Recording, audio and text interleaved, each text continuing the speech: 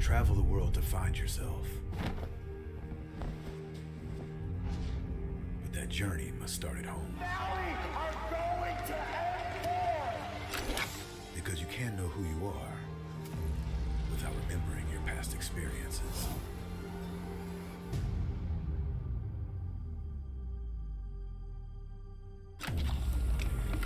Basic is returning to Asia for his redemption. The BTK trio wants to prove M3 wasn't just a fluke, and Hoon looking to win back his fans. I got basically kicked, but they still call me traitor for, I don't know, for pursuing my dream.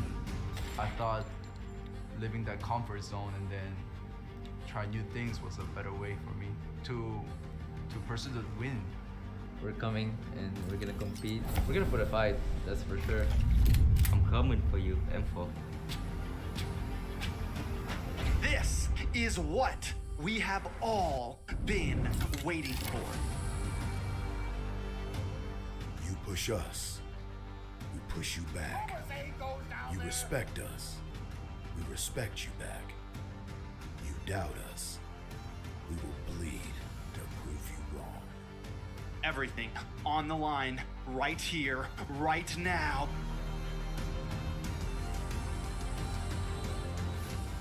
Definitely, they're not underestimating us as much as they did in M3. People probably see us and take us more seriously now, especially considering our accomplishment back then. I want to be the first in the world. I want to win a world championship. And the only way to really do that is day in and day out. There's no relaxing. You have to keep going. Here comes the Valley.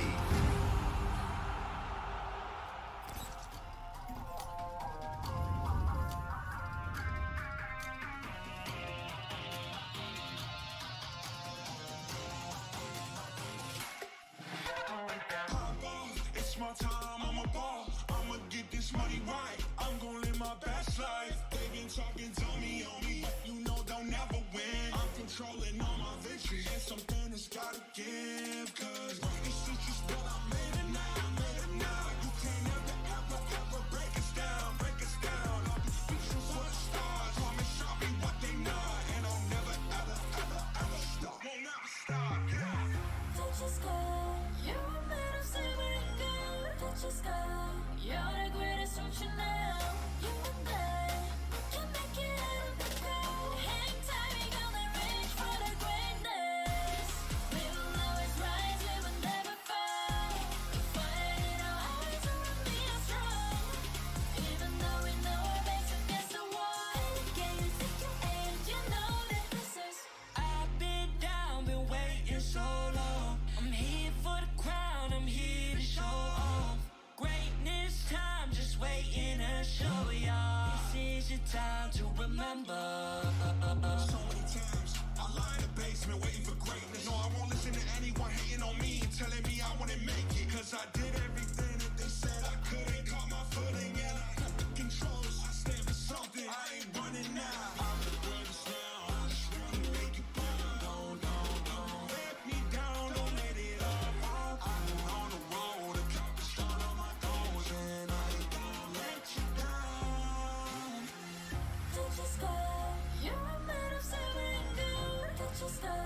You're the greatest option now. You and I, we can make it out of the cold. Hang tight, we gonna reach for the greatness. We will always rise, we will never fall. We fight in our eyes, and we are strong. Even though we know our backs against the wall. And again, pick your aim, you know that this is Coming for the game, cause we ready for the victory.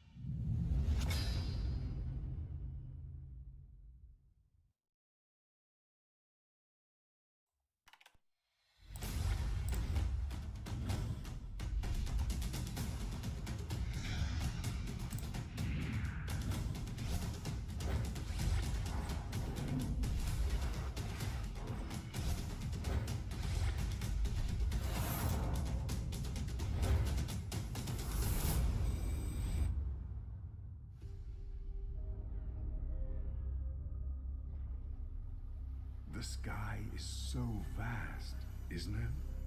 My little flare. Papa? Can you reach the sky and ignite the stars?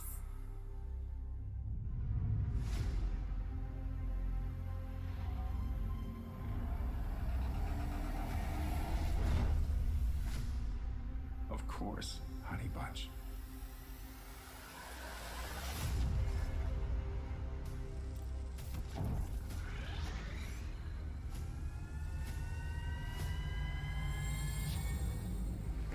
Papa never returned home. He's among the stars now. But what about me?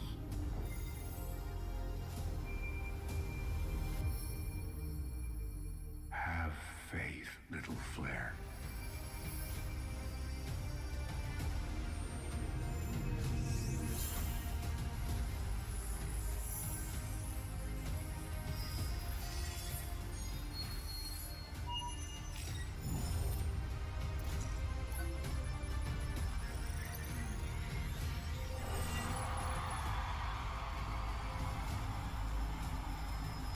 Now this is a wonder to behold.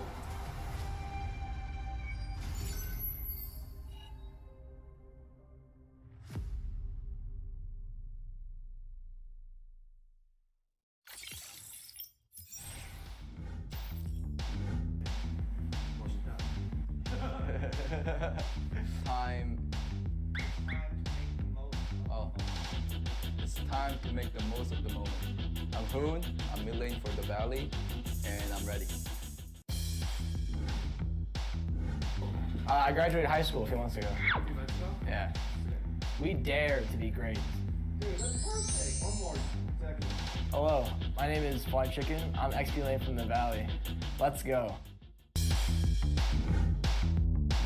Hey, it's basic. Again. Alright, I like that. We dare. And action. We dare to improve. Hey, it's basic. Coordinator for the Valley. Let's go.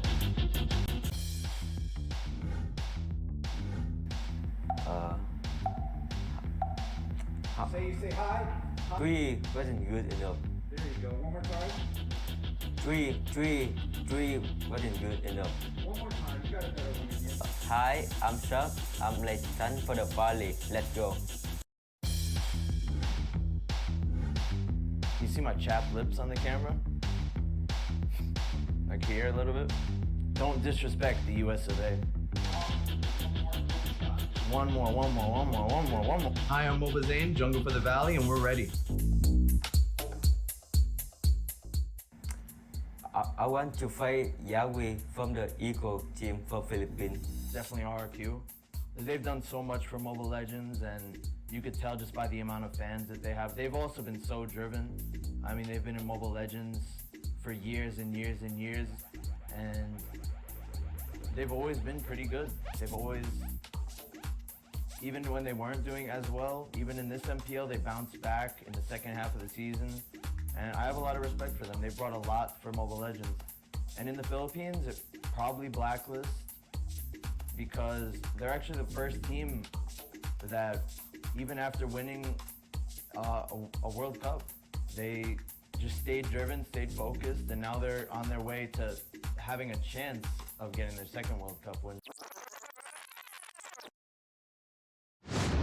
Ladies and gentlemen, welcome back into the land of the dawn. We are the Mobile Legends Scrim Academy, and today is an insane day. We are hosting the Faction Cup Tournament, which is going to be on the Mobile Legends Bang Bang North American Discord server. Not only that, but we are live on the Mobile Legends Bang Bang North America YouTube channel as well. So shout out to everybody tuning in today. My name is Wheezy. I'll be your host, and I'm excited to see these 7 teams compete, these 7 factions going up to see who can be the best out of the best, the #1 faction for North America. Let's take a little bit of a look at the schedule going forward today. We have 3 matches ahead of us, 6 teams competing.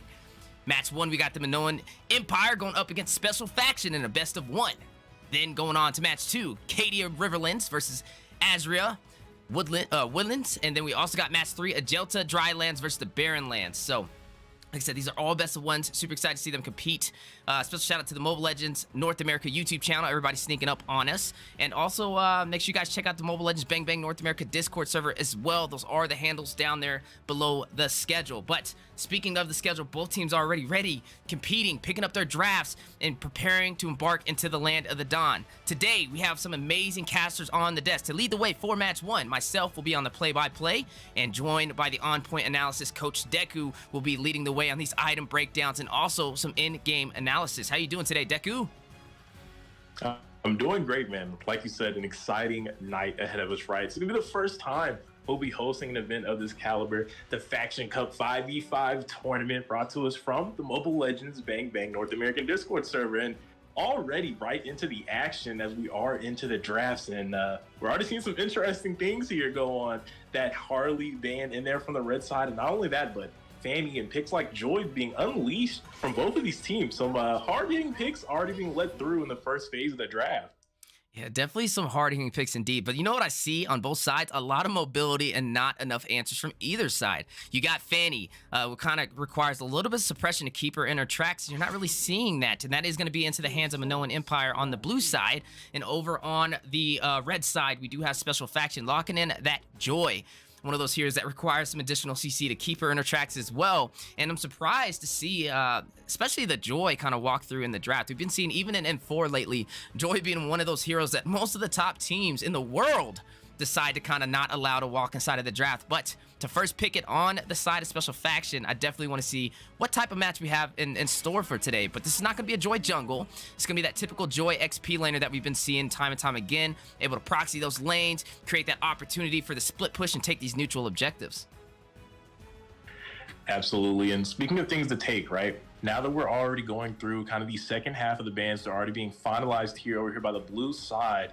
Marksmen's, right, still needed from both of these teams. Looks like the mid laners and roams have been locked in the jungle from this blue team. But now, right, that Beatrix has been taken off the board. Carrie has also been taken off the board. Now we're left with options. We could see, right, maybe a Wan be pulled out here, a Claude as well, or maybe something a little deeper into the basket, right? We've seen some kind of off the meta marksman picks being slotted here in NA and even at the world stage. Right, so I'm definitely interested to see what we'll see in between these two teams as they look to go ahead and fill in that gold lane slot.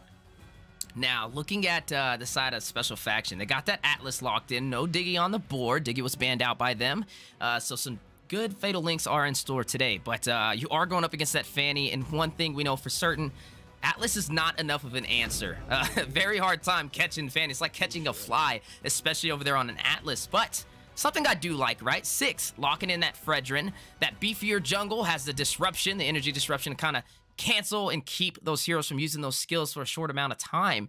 And just one of those more picked meta junglers so far. But looking at the side of Minoan Empire, it looks like they are finalizing their draft, and they're hovering over 2 marksmans, and I'm wondering if that's the way they really want to go about this, as they have a little bit of CC, right? You have the Curse of Blood over there by that Carmilla, and then you also have some support with that co-altar provided by Asian dude over on that Faramis. And then, to lock it in, we're going to see a Kaja. That is 3 supports on the side of Minoan Empire. Yeah, they definitely do have a lot of utility locked in, right? We do know the Cursed Blood links from the Carmilla, right, to help set up some of those team fights. And then the Cult Altar as well to kind of help in those prolonged team fights to kind of out-sustain the opposing side. And then with that Divine Judgment for those key pickoffs, which would be very nice, right, to fall into the hands of potentially Fanny with those Cutthroat and Steel cables in place out here in the battle. But like you said, a lot of utility, but do they have enough damage, right? They are going to be kind of on a ticking time bomb with the Fanny in the jungle. And then after that, it's kind of left into the hands of Brody to kind of get it done with those torn apart memories. And on the opposing side, kind of an even composition here. They have the late game. They have the utility for the team fights. They do have the CC and the mobility, as well as a great marksman there in the Leslie to kind of take over when needed in this match.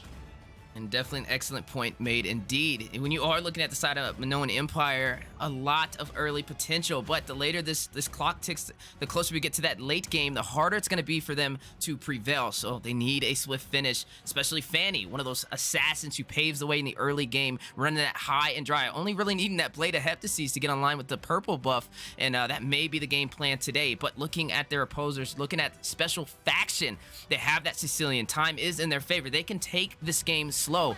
The longer it goes, the better it will be. But ladies and gentlemen, we are embarking into the land of the Dawn, and this is the Faction Cup 5 versus 5, hosted by the Mobile Legends Scrim Academy, partnered with the Mobile Legends Bang Bang North America Discord server. Special shout out to everybody on the MLBB North American YouTube channel as well. Thank you so much for being here, and I'm excited to get today started. Like you said, this is game 1. There's 3 matches today. All of these are a best of 1. So if you lose here, you are officially knocked out of the Faction Cup.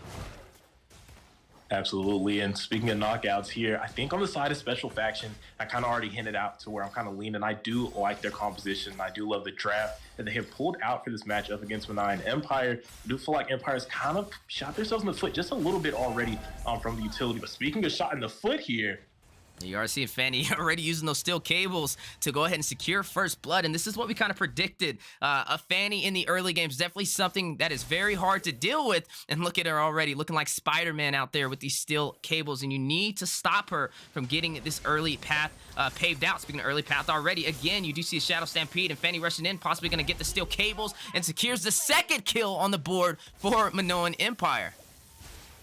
And this was exactly what was going to lead to my next point about Special Faction, right? While I do think they have the better overall draft, they have to avoid the early aggression, right? You cannot hand over these kills to this snowball champion in the jungle that is Fanny. We've seen it time and time again. After picking up a couple kills, definitely a threat to deal with. And that's exactly what you don't want to have on the board. If you're Special Faction here, if you're able to play kind of slow, right? Play to the scaling. You have a Leslie, you have the Sicilian in your back line. The late game is yours for the taking if you are able to secure that early and mid transition to that point in the match.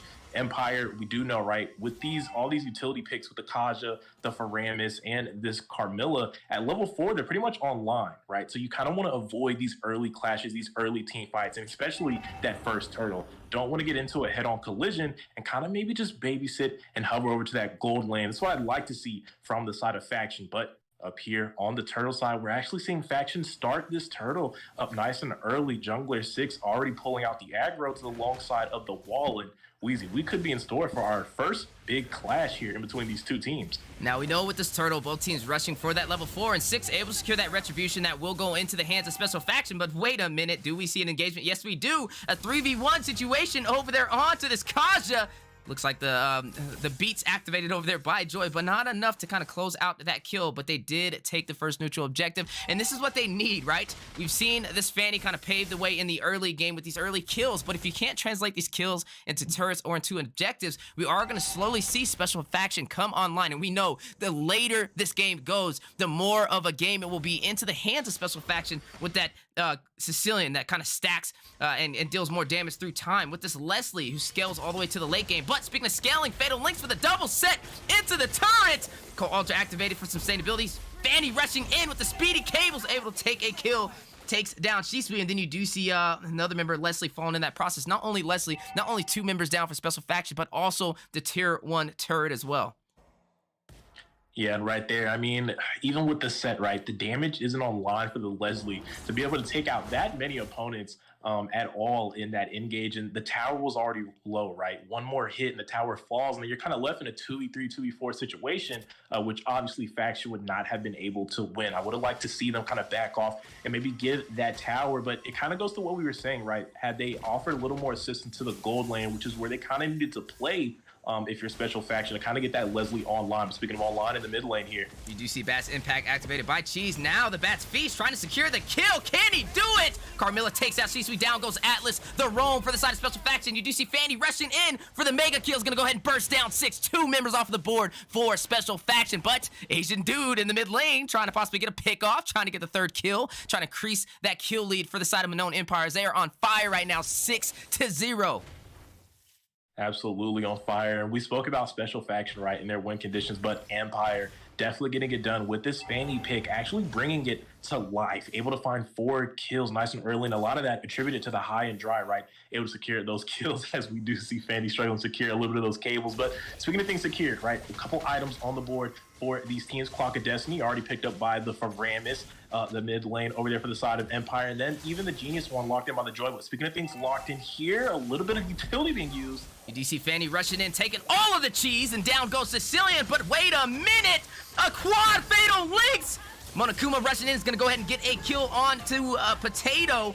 You are seeing the beats activated over there by Joy in the process, though. One member from each side taken off of the board. 2 kills now for the side of Special Faction, but here comes the neutral objective, and you know that Special Faction has been having an easier time on this, and he's going to go ahead and try and pull the aggro, but a little bit of contest. You do see Cult Alter activated over there by the Faramis, and the question is who will get a Ring of Order going in by Faramis. 6 securing the Retribution, takes the turtle again for the side of Special Faction, but Ultimate Sniper activated by Leslie, trying to peel off, trying to get a kill onto Carmilla, able to get out of there with 1 HP, but the question is, can Agent Dude escape? You do see Potato taking out 6. Down goes the marksman for the side of Special Faction. And man, oh man, even though the kills are leaning into the side of Minoan Empire, these objectives are leaning into the favor of Special Faction. And right now, we're seeing an answer to the Fanny. After being able to secure that turtle, and not just a turtle, but a little real estate onto that blue buff, now Fanny, who has been kind of a menace to Faction, will be slowed down a little bit without that blue buff. But here comes Fanny in the mid. Oh, I think Fanny heard you and said, okay, you think so? Let me go ahead and get Leslie real quick. Go ahead and sharpen those blades, and that's another kill into the hands of this Fanny, not even with the blue buff, and that just shows how impressive the micro is, right? Now, like we said, as the later this game goes, 6 minutes in, still in the early phase, slowly trickling into the mid-game, Fanny will slowly fall off. So the whole mission is to get that blue buff, go in for these kills, create the opportunity to take these neutral objectives. And right now, you are seeing turrets kind of lean into the favor of Minoan Empires. They were able to take the tier 1 turret on the bottom side. Not able to take these turtles, but Fanny is definitely picking up on these kills. 6-0 and 1 KDA. Absolutely. Like you said, KDA on to the favor, and 9-2 on the scoreboard for the kills going to the Empire. But speaking of things on the board, a couple items being picked up, right? Brody, finding that Blade of Despair, has now found that first core item, and you can officially consider him basically online at this point now. Fanny picking up that Help to Seize, but speaking of pickups here, the action picking up in the mid lane. You do see Fanny rushing in, but quickly bursted down, able to get out with 1 HP, but Potato having other plans, gonna go ahead and take out Leslie. Leslie getting a kill on the way out, takes out Fanny. Fighting out over though, 1 HP, barely over for 2 members for the side of Minoan Empire. That is Brody and Kaza trying to fight it out, defend the mid lane. 6 getting a kill onto Carmilla. You do see the speed of sound rushing in. You are seeing a kill into the hands of Joy, taking out Brody the marksman for the side of Minoan Empire. Now, again, Special Faction shifting focus, going for the 3rd turtle. This will be another objective possibly in their hands, but looking at Fanny kind of making her way up the map. Will she get there in time? Is this an objective she wants to take? And it looks like it is. Trying to wrap around, get a backdoor Retribution, but does 6 allow it? The Praise's Wrath going down to combo with the Retribution, and turtle goes to Special Faction. That's a 3rd turtle that secured this game. But wait a minute, Alter activated by Asian Dude, caught in the bush between a rock and 3 hard places, and Shisui, the roam, is gonna go ahead and kill steal that and pick up another kill for the side of Special Faction. And I guess at this point, if you're Special Faction, it doesn't matter who it falls to the hands of. You just want it done. But speaking of kills falling, you do see a possible kill on the way. Monokuma able to pick that up, takes down Kaja with Joy. And man, oh man, a high kill game indeed. Only 8 minutes in and almost a double digits total for kills right now. 10-8, leading into the favor of Minoan Empire. A little bit of that ultimate snipe going out, giving some vision. You are seeing Potato. The Retribution has hit him. A little bit of a taunt as well. And now the double set with the fatal links. Can they get a kill off it? Kaiser rushing in. Is going to go ahead and take out Brody. The marksman taking out the marksman. Find out over there. Praise's Wrath connecting on to this Carmilla, and down she goes. That is 2 members off the board for the side of Minoan Empire. And like we said, the later this game goes, the more you're going to see Special Faction get online. And this is exactly what we are seeing today. Now, 10-10. Absolutely. And I mean, I feel like the power from Brody is there, right? But there is one thing that's going to make it very difficult for Empire's gold laner here is the mobility of Brody, right? It's very lacking, and we kind of seen it there. As soon as Atlas and Fredrin, either or, is able to stack on top of him, it's kind of over for him, kind of game over for Brody not being able to escape. But speaking of escape here, little action in this bot side jungle. His faction is going to be able to go ahead and disengage, but no, hold up, we could see a play here.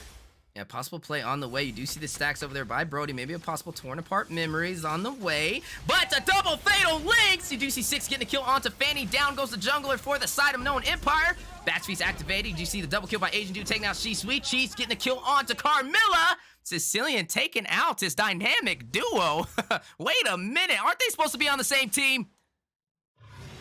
They are, but I will say, right, speaking of the dynamics, Empire, while we kind of pointed it out right at the draft, with these 3 support picks, very heavy with the utility. They kind of need all 5 members to be able to swing these fights, but obviously not very possible with the picks they have. Only Fanny being able to kind of offer in some of that split push assistance. But speaking of assistance here in the jungle, you do see Fanny trying to get the blue buff, unable to secure it. The retribution may take her out. Able to escape just in time, though, but that is another objective not into their hands. You do see suppression, divine judgment, pulling cheese into the turret, but down it goes as well. The tier 1 for the mid lane. Potato using torn apart memory is going to go ahead and get a kill across the map on to cheese. Down goes Sicilian, the mage for special faction. And man, oh man, these teams are out for blood right now. 13-12, only 10 minutes in.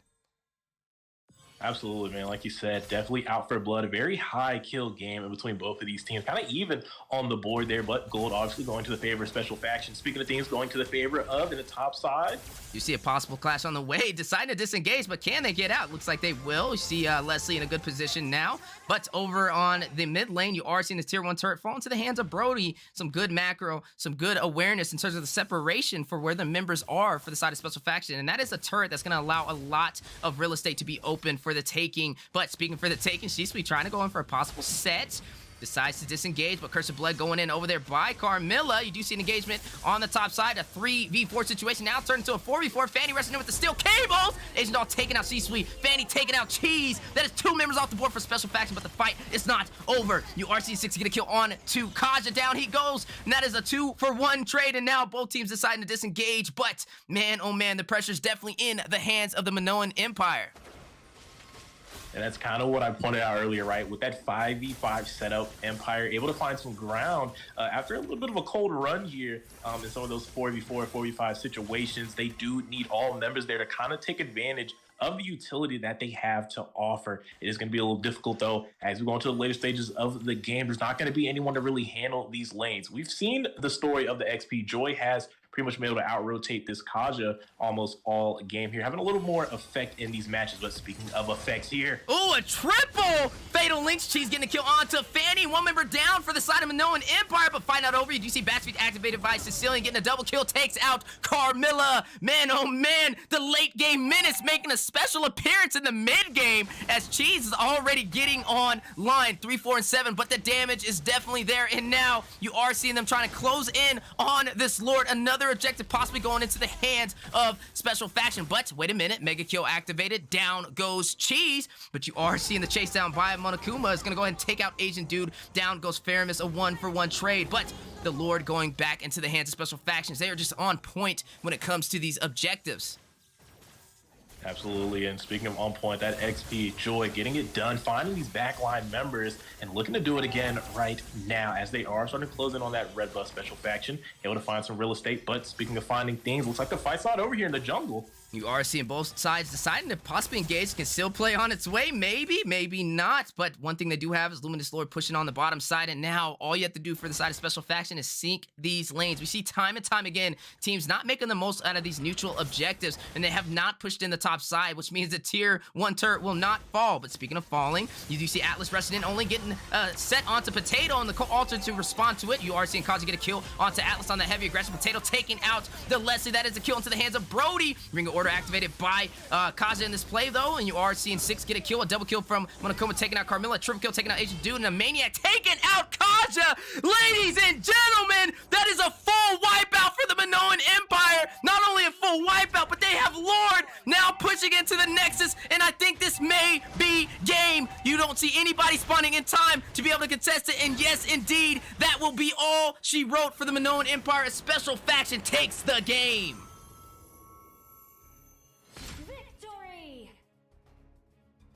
And I mean, wow, right? That's the first match of the night, and we're ending off with a Maniac and a Luminous Lord push to go ahead and take out these teams. But speaking of taking out, let's take some time to kind of go over what led to that victory. Right, we've seen what kind of happened with the draft, right? So much utility from a 9 Empire there, but just not enough firepower, not enough damage to kind of get it done, and we've seen it. I'd like to compare it maybe to a firework display, right? A lot of fancy couple poppers here and there, but it fizzes out really quickly if you're able to contain it in those team fights, and we've seen it there in the last one as Joy was able to pop off with a Maniac and go ahead and secure that victory for their team.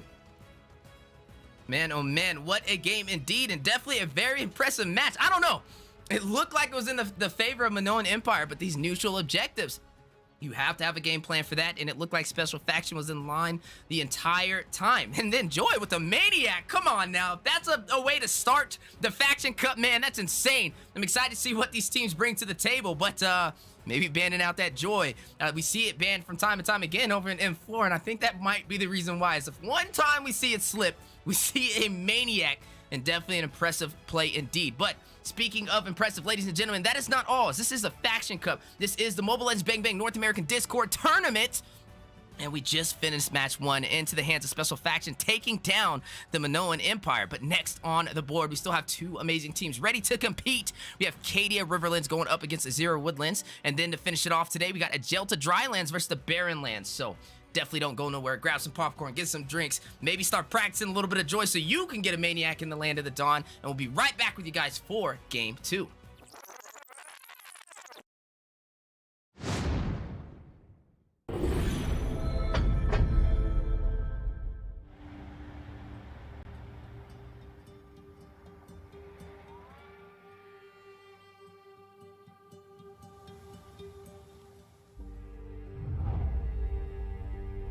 You can travel the world to find yourself. But that journey must start at home. Because you can't know who you are without remembering your past experiences.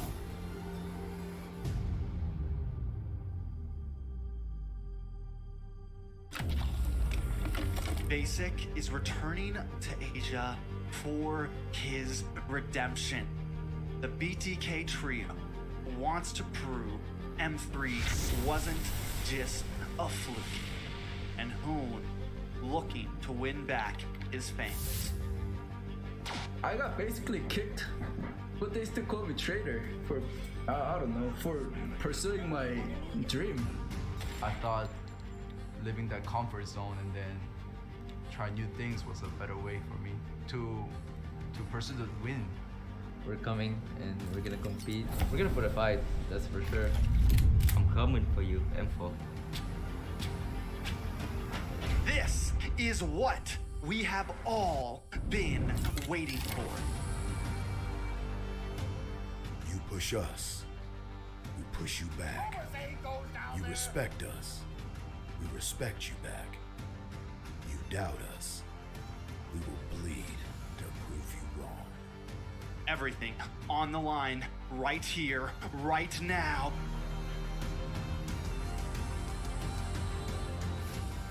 Definitely, they're not underestimating us as much as they did in M3. People probably see us and take us more seriously now, especially considering our accomplishment back then. I want to be the first in the world. I want to win a world championship. And the only way to really do that is day in and day out. There's no relaxing. You have to keep going. Here comes the valley.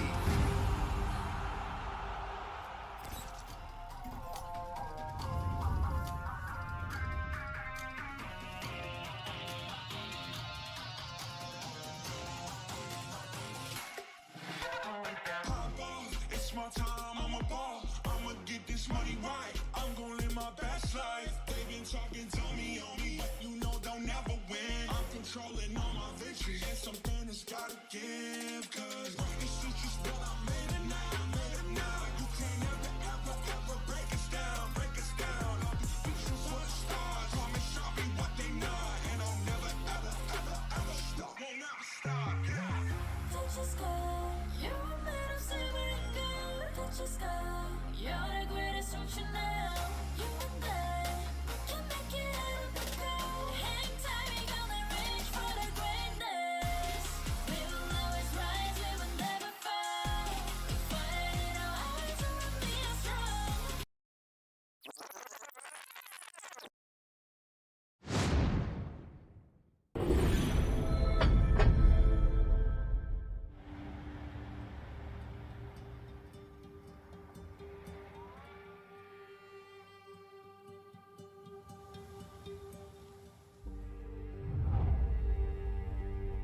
You can travel the world to find yourself. But that journey must start at home. can't know who you are without remembering your past experiences.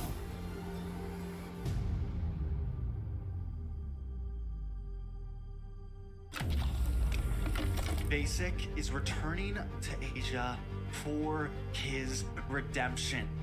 The BTK trio wants to prove M3 wasn't just a fluke, and Hoon looking to win back his fans. I got basically kicked, but they still call me traitor for, I don't know, for pursuing my dream. I thought living that comfort zone and then try new things was a better way for me to pursue the win. We're coming and we're gonna compete. We're gonna put a fight, that's for sure. I'm coming for you, M4. This is what we have all been waiting for. You push us, we push you back. You respect us, we respect you back.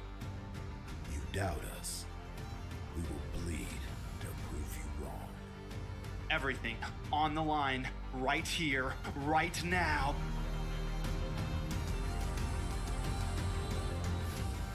Definitely, they're not underestimating us as much as they did in M3.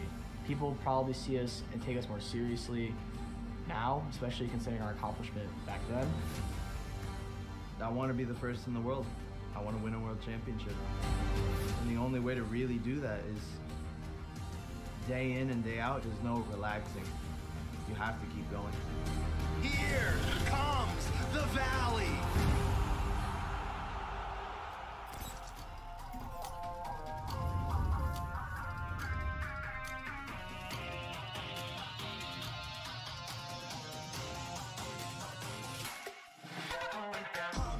It's my time, I'm a ball. I'ma get this money right. I'm gonna live my best life. They've been talking, tell me on me, but you know they'll never win. I'm controlling all my victories, and something has gotta give. Cause this is just what I made it now, made it now. You can't ever break us down, break us down. I'll be speechless for the stars. Promise I'll be what they not, and I'll never ever stop. Won't never stop, yeah. Don't just go. You're a man of silver and gold. Don't just go. You're the greatest, don't you know? You and I, we can make it out of the cold. Hang tight, we gonna reach for the greatness. We will always rise, we will never fall. We fight in our eyes and we are strong. Even though we know our backs against the wall. And again, you take your hand, you know that this is. I've been down, been waiting so long. I'm here for the crown, I'm here to show off. Greatness time, just waiting to show y'all. This is your time to remember. So many times I lie in the basement waiting for greatness. No, I won't listen to anyone hating on me and telling me I wouldn't make it. Cause I did everything that they said I couldn't. Caught my footing and I cut the controls. I stand for something, I ain't running now. I'm the greatest now, I'm just gonna make it bound. Don't let me down, don't let it all fall. I'm on the road, accomplish all of my goals, and I ain't gonna let you down. Don't just go. You're a man of silver and gold. Don't just go. You're the greatest, don't you know? You and I, we can make it out of the cold. Hang tight, we gonna reach for the greatness. We will always rise, we will never fall. We fight in our eyes and we are strong. Even though we know our backs against the wall. And again, pick your aim, you know that this is. Coming for the game, cause we ready for the victory.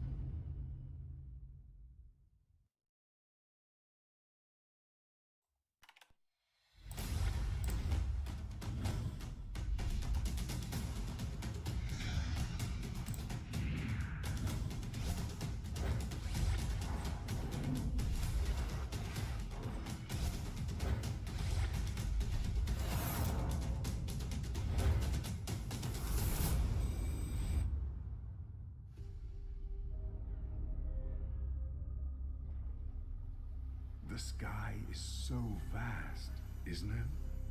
My little flare. Papa? Can you reach the sky and ignite the stars?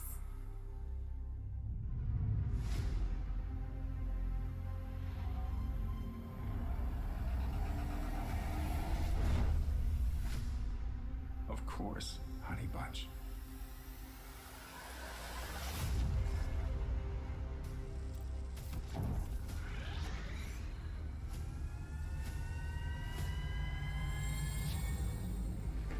Papa never returned home. He's among the stars now. But what about me?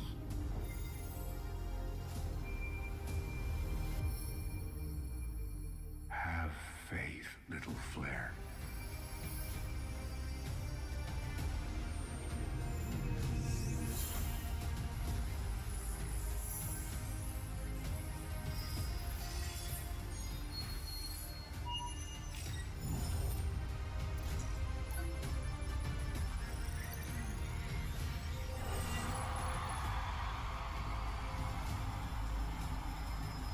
Now this is a wonder to behold.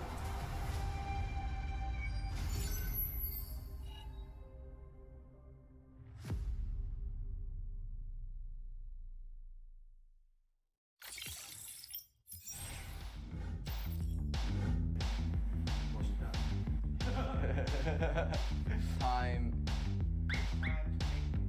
Oh, it's time to make the most of the moment. I'm Hoon, I'm milling for the valley, and I'm ready. I graduated high school a few months ago. Yeah. We dare to be great. Dude, that's perfect. One more second. Hello, my name is Fly Chicken. I'm XP Lane from the Valley. Let's go. Hey, it's basic. Again. That's right. That's, I like that. We dare. And action. We dare to improve. Hey, it's basic. Coordinator for the Valley. Let's go.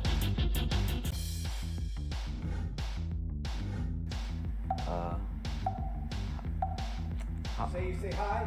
3 wasn't good enough. There you go. One more time. 3 wasn't good enough. One more time. You got a better one again. Hi, I'm Chuck. I'm like son for the Valley. Let's go. You see my chapped lips on the camera? Like here a little bit? Don't disrespect the US of A.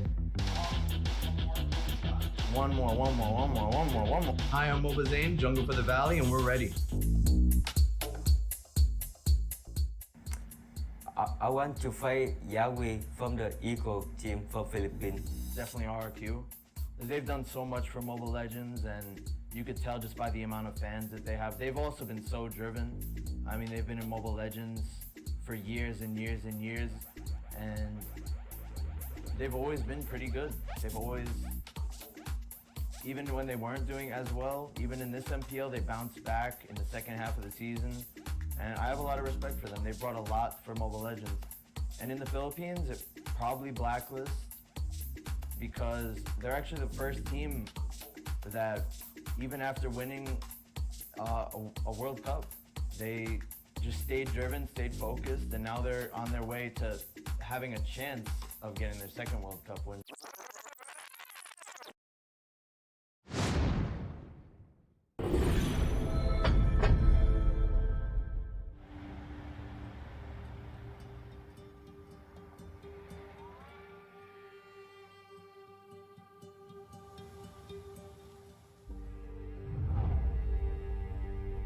You can travel the world to find yourself.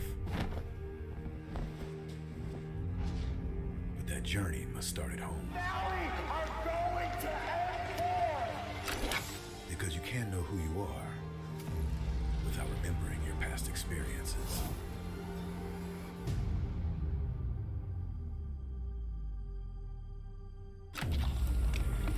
Basic is returning to Asia for his redemption. The BTK trio wants to prove M3 wasn't just a fluke, and Hoon looking to win back his fans. I got basically kicked, but they still call me traitor for, I don't know, for pursuing my dream. I thought living that comfort zone and then try new things was a better way for me to pursue the win. We're coming and we're gonna compete. We're gonna put a fight, that's for sure. I'm coming for you, M4. This is what we have all been waiting for. You push us, we push you back. You respect us, we respect you back. You doubt us, we will bleed to prove you wrong. Everything on the line right here, right now.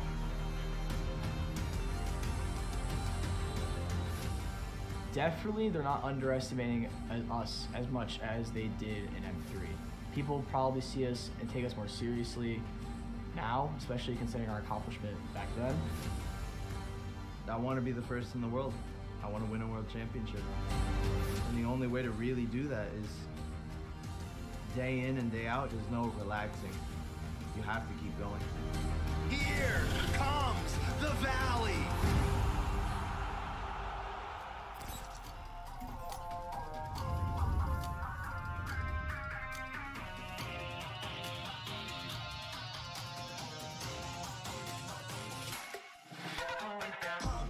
It's my time, I'm a ball. I'ma get this money right. I'm gonna live my best life. They been talking, tell me on me, but you know they'll never win. I'm controlling all my victories, and something that's gotta give. Cause this is just what I made it now, I made it now. You can't ever break us down, break us down. I'll be speechless for the stars. Promise I'll be what they not, and I'll never ever stop. Won't never stop, yeah. Touch the sky, you're made of silver and gold. Touch the sky, you're the greatest future now.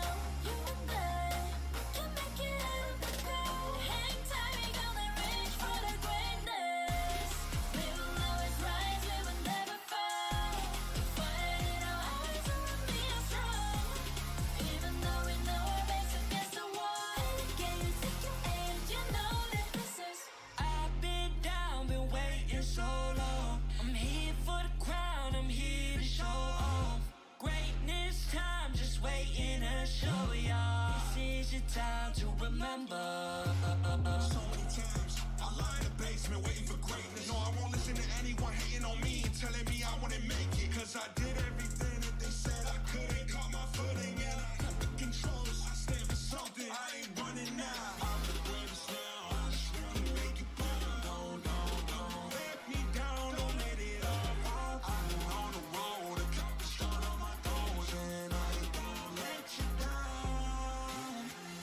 Touch the sky, you're made of silver and gold. Touch the sky, you're the greatest future now. You and I, we can make it out of the cold. Hang tight, we gonna reach for the greatness. We will always rise, we will never fall. Fire in our eyes, and we are strong. Even though we know our backs against the wall. Ladies and gentlemen, welcome back to the Land of the Dawn. We are the Mobile Legends Scrim Academy, and we are on the 5 vs 5 Faction Cup Tournament, hosted by the Mobile Legends Bang Bang North American Discord server, and live on the Mobile Legends Bang Bang North America YouTube.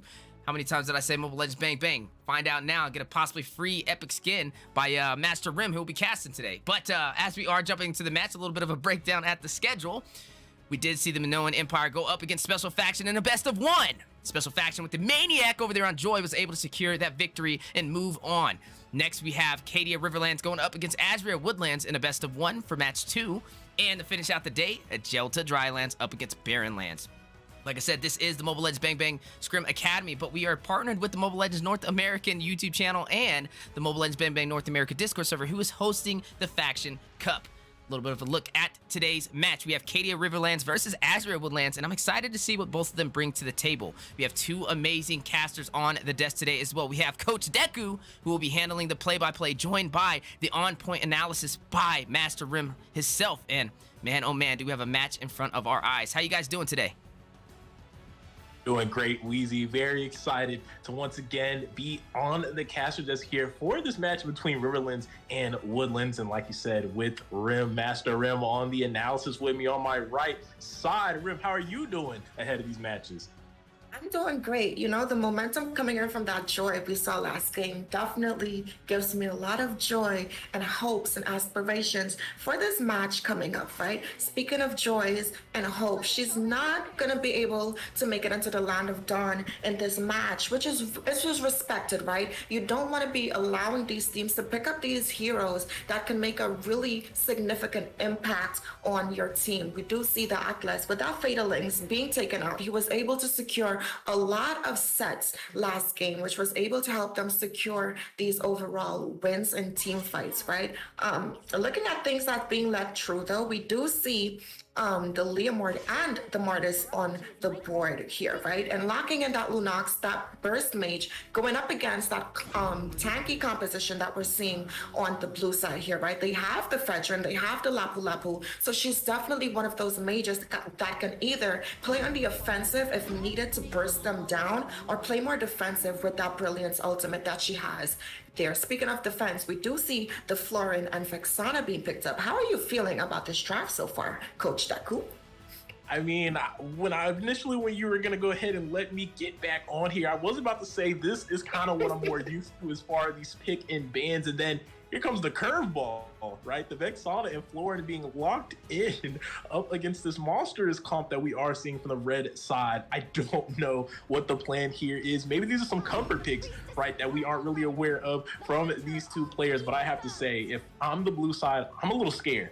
Right, there's a lot of early aggression coming in from this red side. The Leomord with the Stampede, and then Martis with the Decimation. You have Clint out there as well, and then even the Lungs. There's a lot of burst potential, a lot of reap, and a lot of killing potential early and even in the late stages of the game. It's going to be very hard to kind of combat this. I don't know what the game plan is going to be, but I'm definitely leaning towards the red side. But what say you, Rim? Who's got your eye for this draft?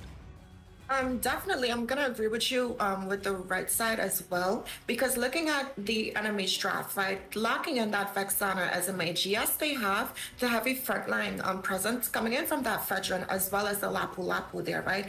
I probably would have opted in instead of using that flame shot for a flicker or even a sprint here, right? Because it's like you said, they have the Lunox, they have the Leomord, they have the Martis, all heroes that you can really dive into, and it's kind of hard to punish them out, right? And they don't really have these heroes that can like stop that initial burst, right? But I will say though, they definitely have a lot of crowd control coming from the side of Riverlands here. That Terrified coming in from Wings on this Vexana, as well as the utility and extra zoning that's going to come out from that ultimate coming out from Vexana there is definitely going to be a major impact when paired up with this CC coming in from this walking Petrify, this walking taunt that we know as the Fredrin. And to top this all off, they do have the sustainability coming in from the Florin, which we've known that has gotten that recent buff, right? Whichever heal now, she's able to give her team a little more shield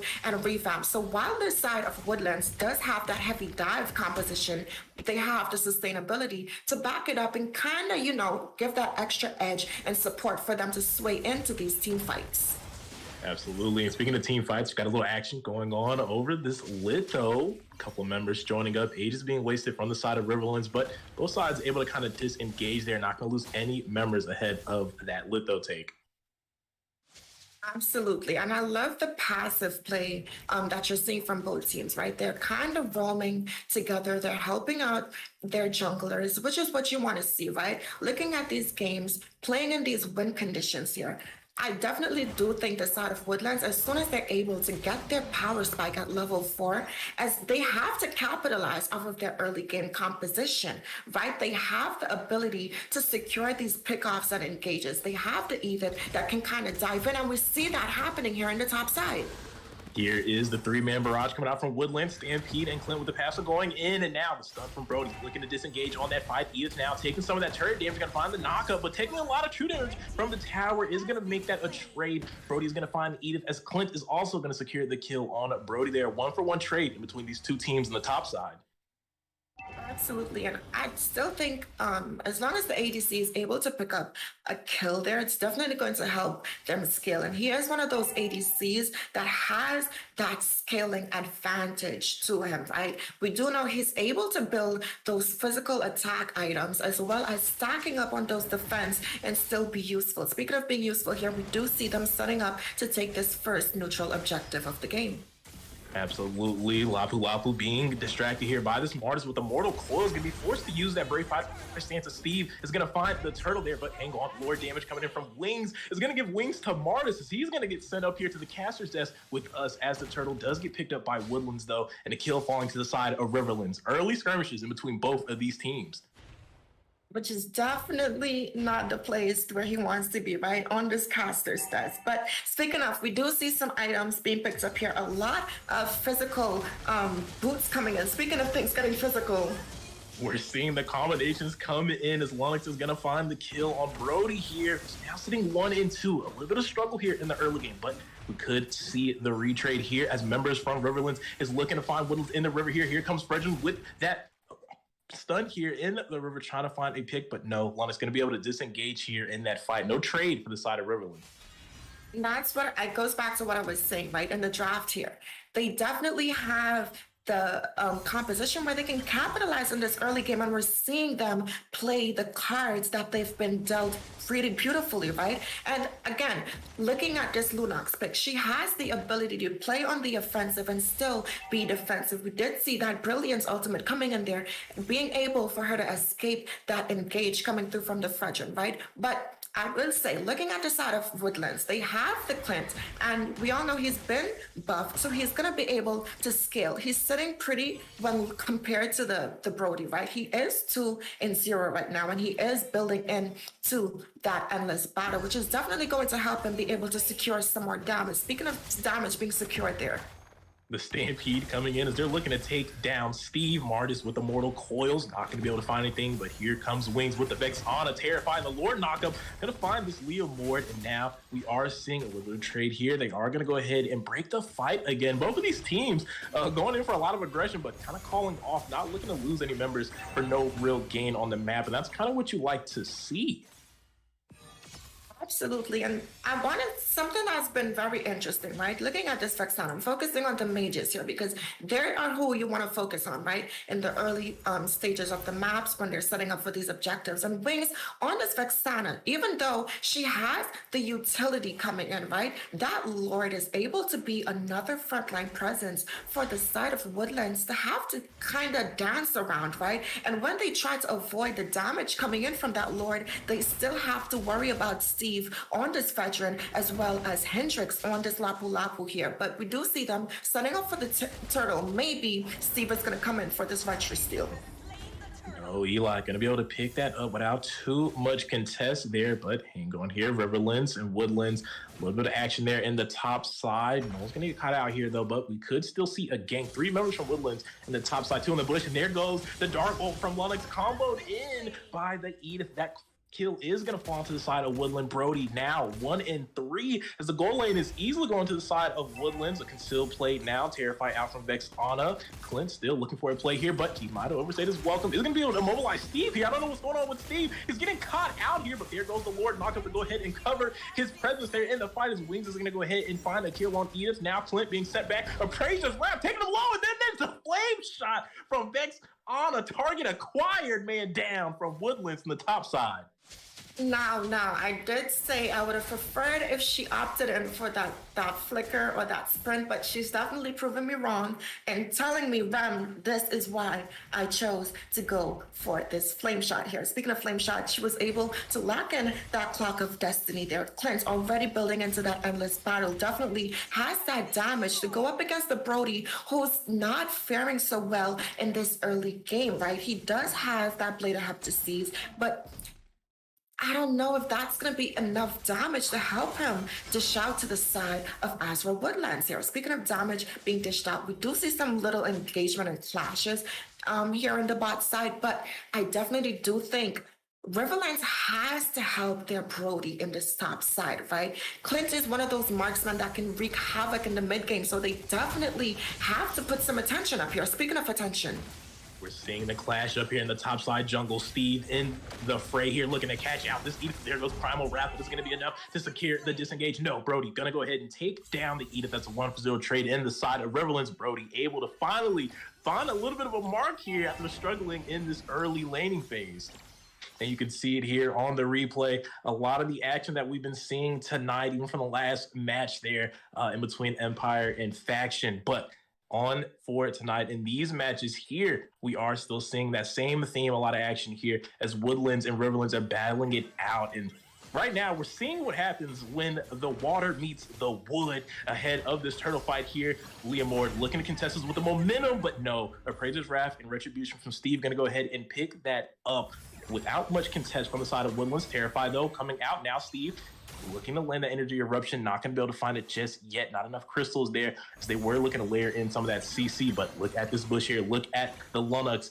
Maybe waiting for the call here. Definitely looking like she wants to go for the burst. Hasn't found anything just yet, but now the members are stacking in, and there goes the Lord, looking to go ahead and find the kill on Clint. That is the gold laner down from the side of Woodlands, and now a 5v4 looking to transition to the mid lane as the Terrify is going to find Leomord. He's going to get taken down out by Florin, the healer becoming the killer out there in the mid lane matchup. Mart is coming through with the Mortal Coils, but they're going to have to give up this tower. They don't have any members here to really defend down in the numbers. Minions being cleared out, and with another wave coming in, this is going to be an easy mid-tower transition for the side of Riverlands. It's going to be an important objective there, but fight may not be over here. Mart is overstaying his welcome, going to get caught by the Terrified, and Lofu is going to find that kill, and they're looking to claim more real estate. Here comes the stun from Hendrix, but now the members of Woodlands starting to stack back up, but not before the tier 2 tower is going to get taken down as well. That's 2 mid towers taken down from Riverlands within a matter of seconds. See, and that's all it takes for the tide of battle to switch into their favor, right? We do see Brody being able to pick up that Blade of Despair. And even though they had an early aggression in his lane, Azure Woodlands allowed the side of Riverlands to pick up these core items. We do see Vexana building in that Genius Wand as well. So securing more early game damage as well as penetration, right? And we do see some more sustainability coming in from Florin with that fleeting time. But that Leomord was not able to sustain that damage as he was taken out there in a top side. And if you look at your winning conditions here, right, Azure Woodlands, they definitely had the best idea in heart, right? They focused that gold lane. However, they were not able to make that capitalize anywhere else on the map, right? I would have preferred and liked to see them do a lane swap. They had the advantage. They had the ability to, right? The Brody was behind. He would not have been able to sustain against that Martis if they swapped. And we see him taking out the Martis because they allowed him to farm easily despite them setting him back in the early stages of the map. Absolutely. And speaking of stages of the map here, a lot of security has been slotted from the side of Riverlands. They're currently up, right, 4-0 on the towers. Woodlands hasn't been able to find a single tower from the side of Riverlands, and now Riverlands making quick work of this Lord. They know they do have the map control. There will be no contest from Woodlands. It's going to be the first Lord falling to the hands of Riverlands. They are now starting to look their attention to go ahead and potentially sink these waves. That's definitely something that they have to do. They have the pressure, right? Like I mentioned, Wings with this Vexana offering some more frontline presence with that ultimate. As when you look at the Florin as well, right? To be able to heal the team, and not only the team, but healing the Lord coming in from Wings on the Vexana as well. So they have 2 Lords that they have to worry about with this Lord engage push here. But like you said, it definitely comes down to how these teams sync these lanes. We do see them leaving the top side, though. I'm not sure if that's in their best interest. Maybe they have an answer for it, right? Or we're gonna see this Lord here just being allowed to be cleared in this mid lane without any engage, or maybe an engage is gonna come up here. Potentially here, but with that Lord down, not really worth the stay there, as Riverlands is going to go ahead and pop that tower passive in the bot side and finding that tier 2 tower alongside in the bot lane. But besides that, not much going to be taken here. And I have to say, it's a little strange here. What we've seen at the draft felt a little like this could go into the side of Woodlands, but hang on here. Speaking of sides, the taunt coming in from Steve, going to pull this Leomord to their side, and they're going to look to find the damage as Florin's going to take down another member. Hendrix going to flicker in with the Lapu Raging Slashes, the Mortal Coils from Martis looking to disengage from that fight, but hang on here. Stun from Lapu, going to find that Edith. That's a man down from the side of Woodlands, and now the inhibitor push coming in from Riverlands here, but the tower passive is still there, but so is the Lord. Another Lord coming in from the side side of Riverlands, looking to find a lot of damage here. Brilliance being forced out by this Lunx to go ahead and disengage, but a lot of damage and a lot of turrets here being pressured by the side of Riverlands. The Flicker is going to get forced out from Brody, who kind of got stuck on the opposite side of the wall there to go ahead and disengage from that fight. Man, and Cardio Verbalance, I have to give it to them, right? Capitalizing off of the mistakes and misplays coming out from Woodlands here, right? And we do see some more core items coming in. Brody locking in that Wind of Nature is definitely going to be able to help him last longer in these team fights. And that's what you want to see. Speaking of things we're seeing, we do see Florin giving him that passive crystal there, which is definitely going to boost that damage, as it does give, I think, around 10% extra hybrid penetration and attack as well. Is either 10 to 15%. Either ways, it's going to help him scale more into this game. Speaking of scaling more, Florin locking in that Oracle, going to boost the healing capabilities coming out from the side of KD of Riverlands. It's going to help them sustain even more, right? And looking at these items coming out from the side of Woodlands, Clint is like the only one that's able to dish out these damage, as we do see Lunox is only built into her 2 core items, possibly building into that Genius Wand next, but she definitely needs to help shred some of this sustain. I do think we need to see a little more counter building yet, right? We do see that Edith is the only one that has that dominance ice to cut some of the sustainability coming from the side of KD of Riverlands. So we definitely need to see Martis picking up that dominance ice as well, and maybe even that Leomore to ensure that the side of Riverlands has less sustainability coming out at all times. Speaking of sustain, this Lord is not going to be able to sustain the damage coming out from Riverlands here. It looks like Woodlands just made the call to go ahead and go for the trade, as we did see Clint take that tier 2 tower in the top side, but can still play from Woodlands. A little confused. It looks like they're going to go for anything, so it might be a little waste of utility there, and that's not what you want to see at this point of the game. You need to find any advantage you can, and when you're down the amount of gold that Woodlands is, every little bit counts, right? So wasting the conceal, and now we're seeing the Brilliance ult being used as well from this Lunox. Things that are kind of important for them to be able to find these comeback holes up against Riverlands now out of the way, as Luminous Lord is going to be pushing in that top side, and Riverlands can look to end here. Absolutely. And speaking of things to look to end, right? Looking at the matchups, right? They definitely, like we both favored the draft of Woodlands here, but it all comes down, you could have the favorable draft, but at the end of the day, it comes down to the execution, right? And we did see it being executed in that early game. However, like I said, they weren't able to transition. Speaking of transition, we're going to transition into this push with the second and first Luminous Lord of the game here. And there goes the charge. Inhibitor tower on the top side is down. Stampede going to be called out from the side of Woodlands here, but it looks like Riverlands is going to look to still claim some territory here at these inhibitors. They might look for the bot side, and yes, they will. Steve is going to go ahead and look to lock into the tower, but a lot of damage, a lot of poke coming out to the side of Woodlands to go ahead and fight back. There goes the Bloom from the floor, and Brave Fighter stance was entered in by Lapu Lapu, and here comes the defense from the side of Woodlands. Flicker in from Edith, not going to find any members. They're going to get met by instant CC as Brody is going to go ahead and take down that kill. That's 2 members down from the side of Woodlands up against the 5-man front of Riverlands, and with another mini wave inbound, they can look to end it here. Hendrix locking in, but there goes Steve looking for the Clint, and they're going to go ahead and burst down this Nexus, as Riverland will take the match up against Woodlands.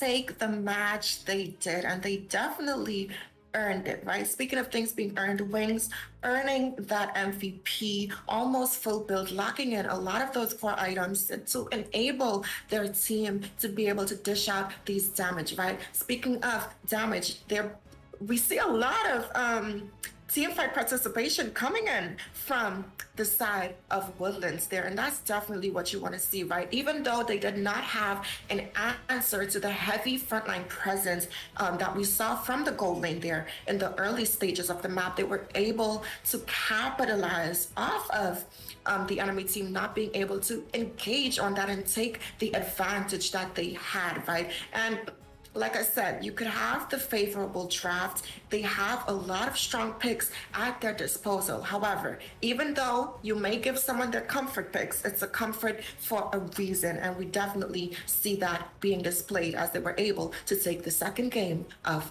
the night.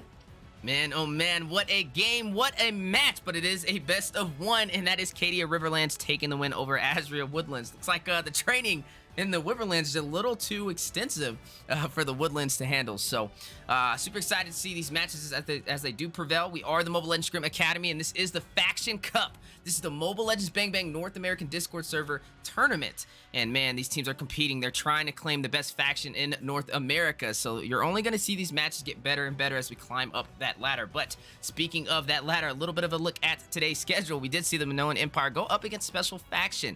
Special Faction able to take the swift finish. And now the match we just seen, Cadia Riverlands able to prevail over Azria Woodlands. But to finish off the day, ladies and gentlemen, we have one more game. We have Agelta Drylands going up against the Barrenlands, and I really want to see what both of these teams bring to the table. My name is Weezy. I've been your host today, and also a caster on the desk as well. And shout out to everybody that's been a part of this, and I appreciate everybody from the Mobile Legends Bang Bang North America YouTube channel tuning in. Like I said, don't go nowhere. We do have a third game today, so grab some popcorn, do a little bit of stretching, and get ready to see two more teams compete to be the best faction in North America.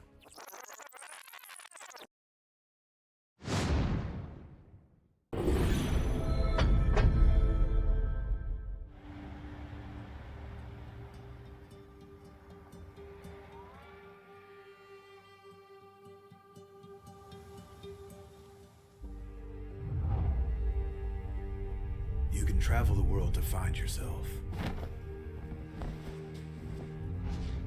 But that journey must start at home. Because you can't know who you are without remembering your past experiences.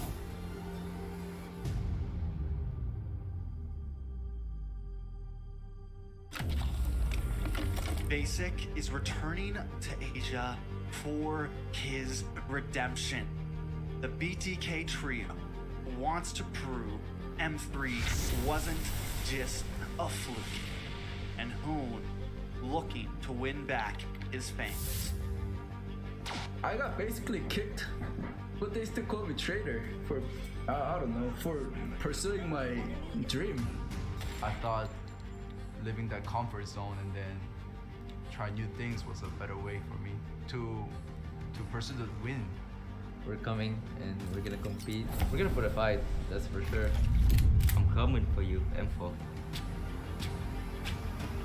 This is what we have all been waiting for. You push us, we push you back. You respect us, we respect you back. You doubt us, we will bleed to prove you wrong. Everything on the line, right here, right now.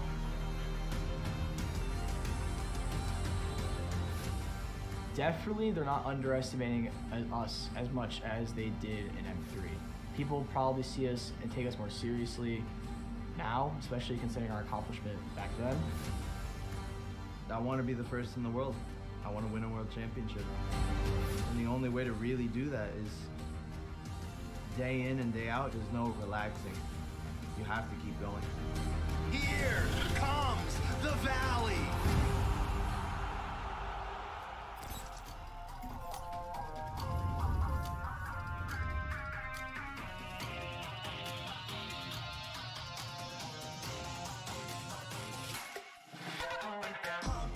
It's my time, I'm a ball. I'ma get this money right. I'm gonna live my best life. They been talking, tell me on me, but you know they'll never win. I'm controlling all my victories, and something that's gotta give. Cause this is just what I made it now, I made it now. You can't ever break us down, break us down. I'll be speechless for the stars. Call me show me what they not, and I'll never ever stop. Won't never stop, yeah.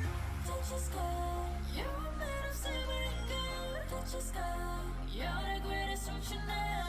You and I, we can make it out of the cold. Hang tight, we gonna reach for the greatness. We will always rise, we will never fall.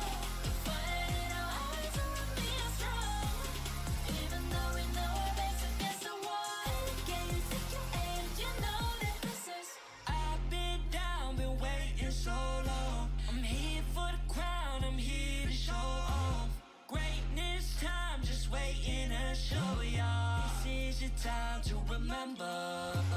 So many times I lie in the basement waiting for greatness. No, I won't listen to anyone hating on me and telling me I wouldn't make it. Cause I did everything that they said I couldn't. Caught my footing and I kept the controls. I stand for something. I ain't running now. I'm the greatest now. I just wanna make it down. Don't let me down. Don't let it all. I've been on the road. I kept the start on my toes and I ain't gonna let you down. Don't you stop. You're made of silver and gold. Don't you stop. You're the greatest, don't you know? You and I, we can make it up the goal. Hang tight, we gonna reach for the greatness. We will always rise, we will never fall. Fire in our eyes and we are strong. Even though we know we're backs against the wall. And again, pick your aim, you know that this is Coming for the game, cause we ready for the victory.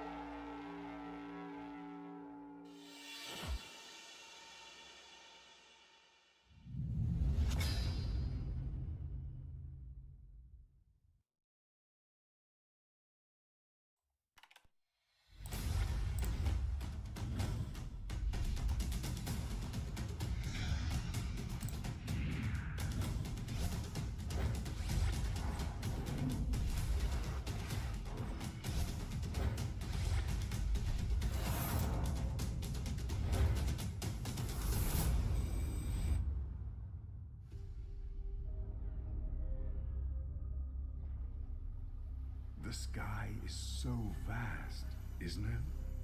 My little flare. Papa? Can you reach the sky and ignite the stars?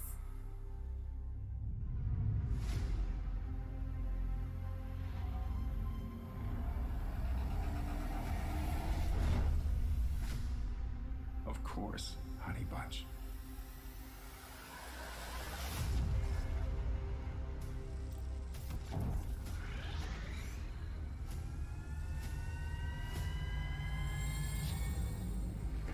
Papa never returned home. He's among the stars now. But what about me?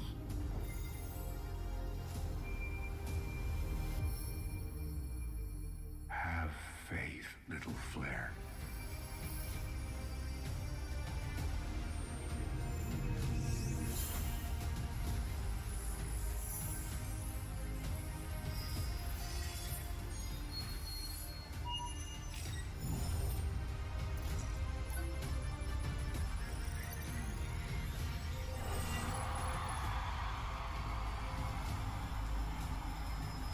Now this is a wonder to behold.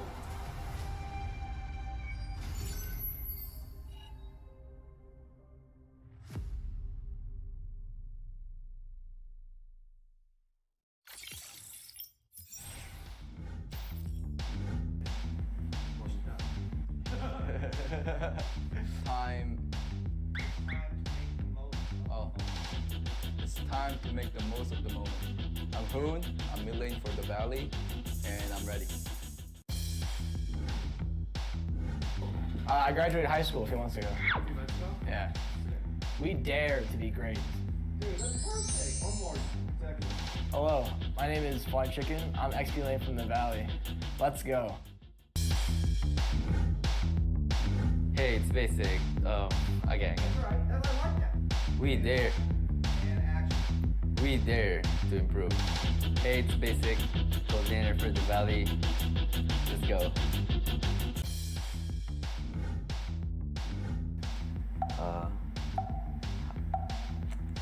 Say hi. Three wasn't good enough. There you go. One more time.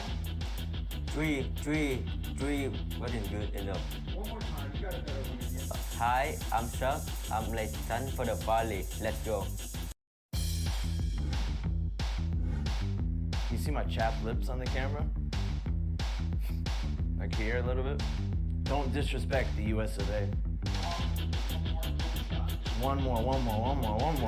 Hi, I'm Moba Zane, Jungle for the Valley, and we're ready. I want to fight Yahweh from the Eagle team from Philippines. Definitely RRQ.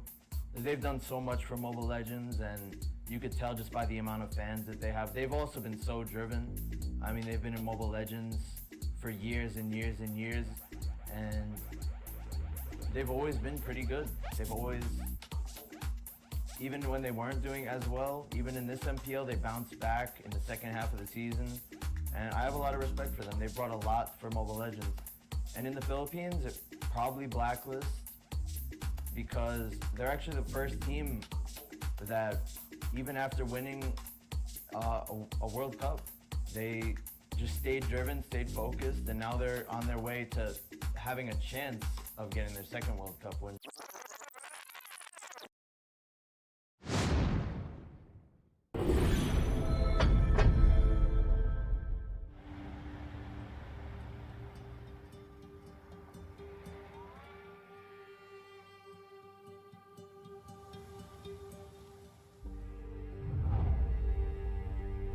You can travel the world to find yourself. But that journey must start at home. Now we are going to end Because you can't know who you are without remembering your past experiences.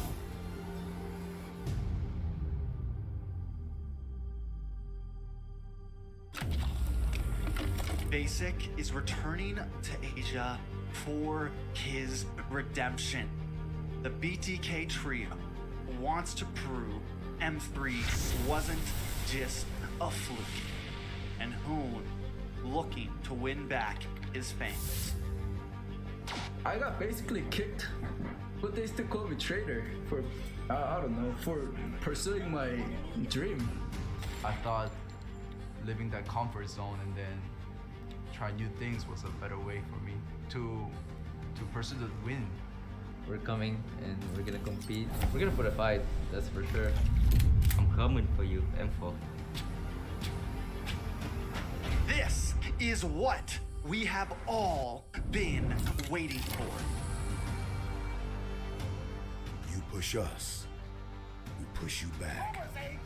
You respect us, we respect you back.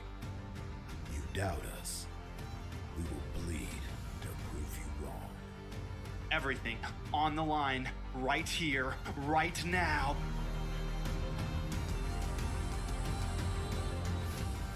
Definitely, they're not underestimating us as much as they did in M3.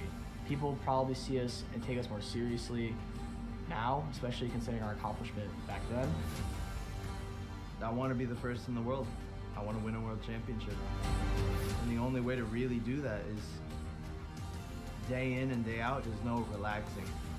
You have to keep going. Here comes the Valley.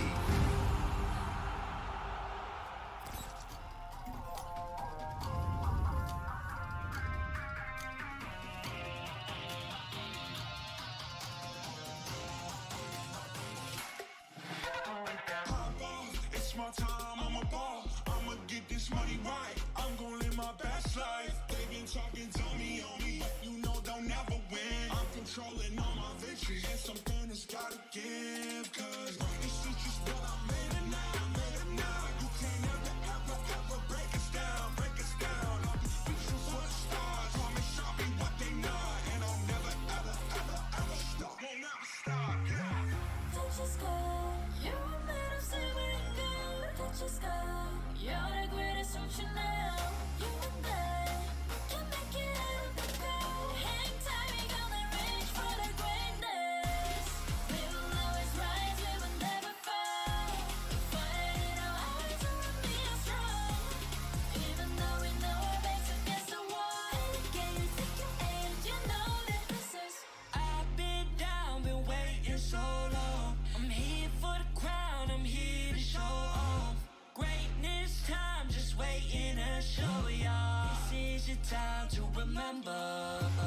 So many times I lie in the basement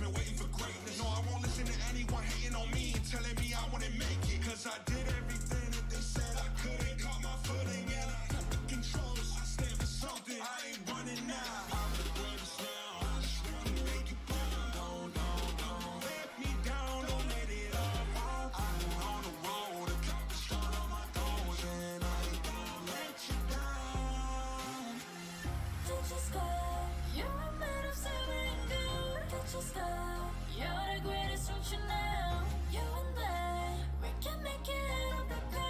Hang tight, we gonna reach for the greatness. We will always rise, we will never fall.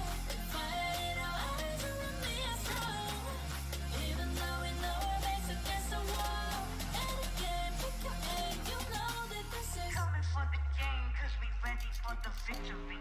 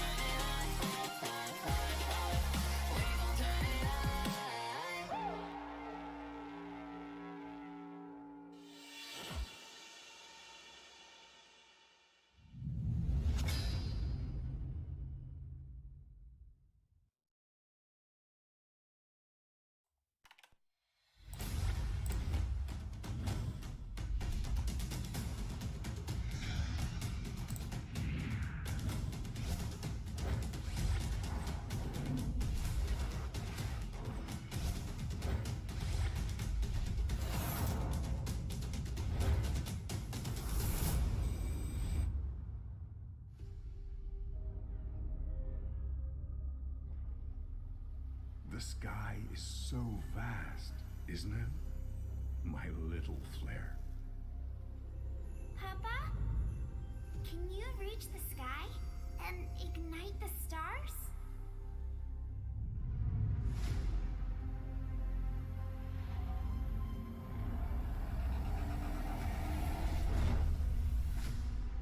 Of course, honey bunch.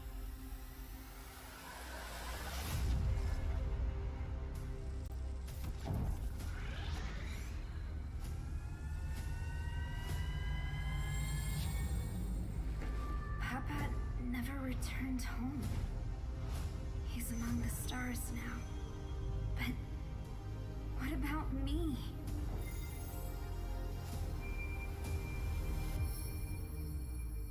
Have faith, little flare.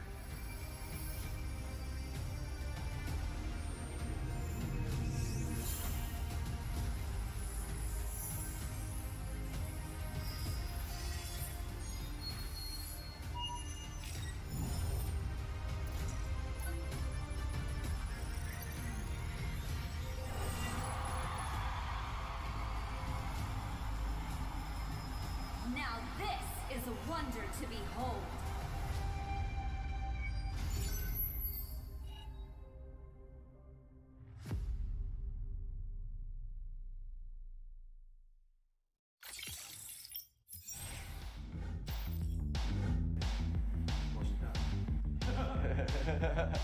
Time.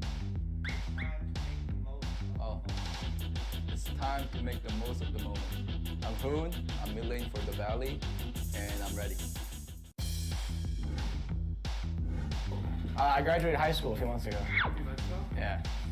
We dare to be great. Dude, that's perfect. One more second. Hello, my name is Fly Chicken. I'm XP Lane from the Valley. Let's go. Hey, it's basic. Again. We dare. We dare to improve. Hey, it's basic. Coordinator for the Valley. Let's go.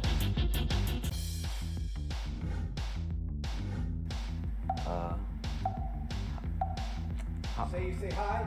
Three wasn't good enough. There you go. One more time. Three wasn't good enough. One more time. You got a better one again. Hi, I'm Chuck. I'm Leighton for the Valley. Let's go. You see my chapped lips on the camera? Like here a little bit? Don't disrespect the US of A.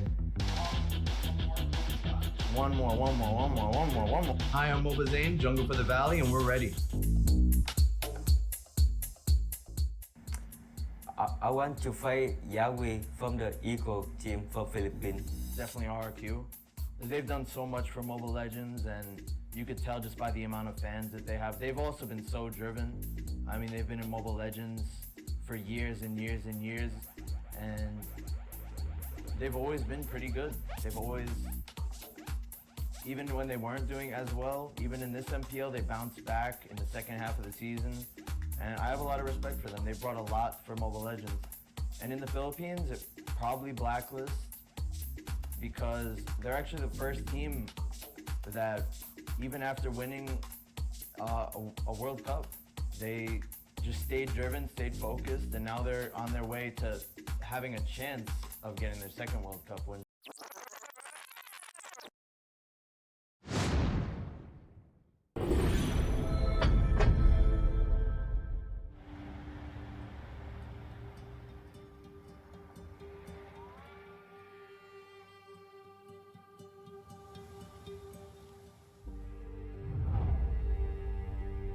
You can travel the world to find yourself.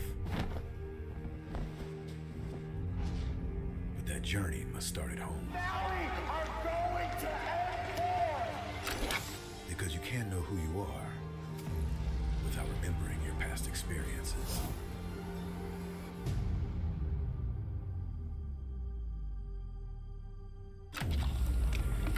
Basic is returning to Asia for his redemption. The BTK trio wants to prove M3 wasn't just a fluke, and Hoon looking to win back his fans. I got basically kicked, but they still call me traitor for, I don't know, for pursuing my dream. I thought living that comfort zone and then try new things was a better way for me to pursue the win. We're coming and we're gonna compete. We're gonna put a fight, that's for sure. I'm coming for you, M4. This is what we have all been waiting for. You push us, we push you back. You respect us, we respect you back. You doubt us, we will bleed to prove you wrong. Everything on the line, right here, right now.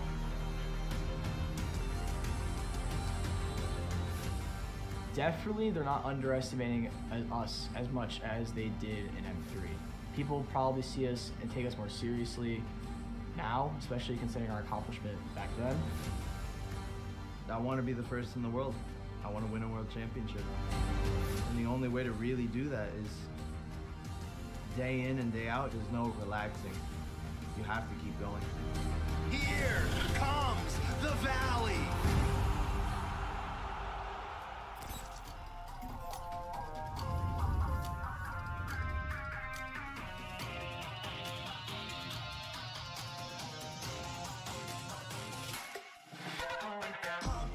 It's my time, I'm a ball. I'ma get this money right. I'm gonna live my best life. They been talking, tell me on me, but you know they'll never win. I'm controlling all my victories. And something that's gotta give, cause this is just what I made it now, You can't ever break us down, I'll be speechless for the stars. Promise I'll be what they not, and I'll never ever stop. Won't never stop, yeah. Touch the sky, you're made of silver and gold. Touch the sky, you're the greatest, don't you know? You and I can make it out of the cold. Hang tight, we gonna reach for the greatness. We will always rise, we will never fall. Fight in our hearts and we are strong. Even though we know our backs against the wall. Can you take your aim? You know that this is. I've been down, been waiting so long. I'm here for the crown, I'm here to show off. Greatness time, just waiting to show y'all. This is your time to remember. So many times I lie in the basement waiting for greatness. No, I won't listen to anyone hating on me and telling me I wouldn't make it. Cause I did everything that they said I couldn't. Caught my footing and I got the controls. I stand for something, I ain't running now. I'm the greatest now, I just wanna make it proud. Don't let me down, don't let it all fall. I've been on the road, accomplished all of my goals, and I ain't gonna let you down. Touch the sky, you're made of silver and gold. Touch the sky, you're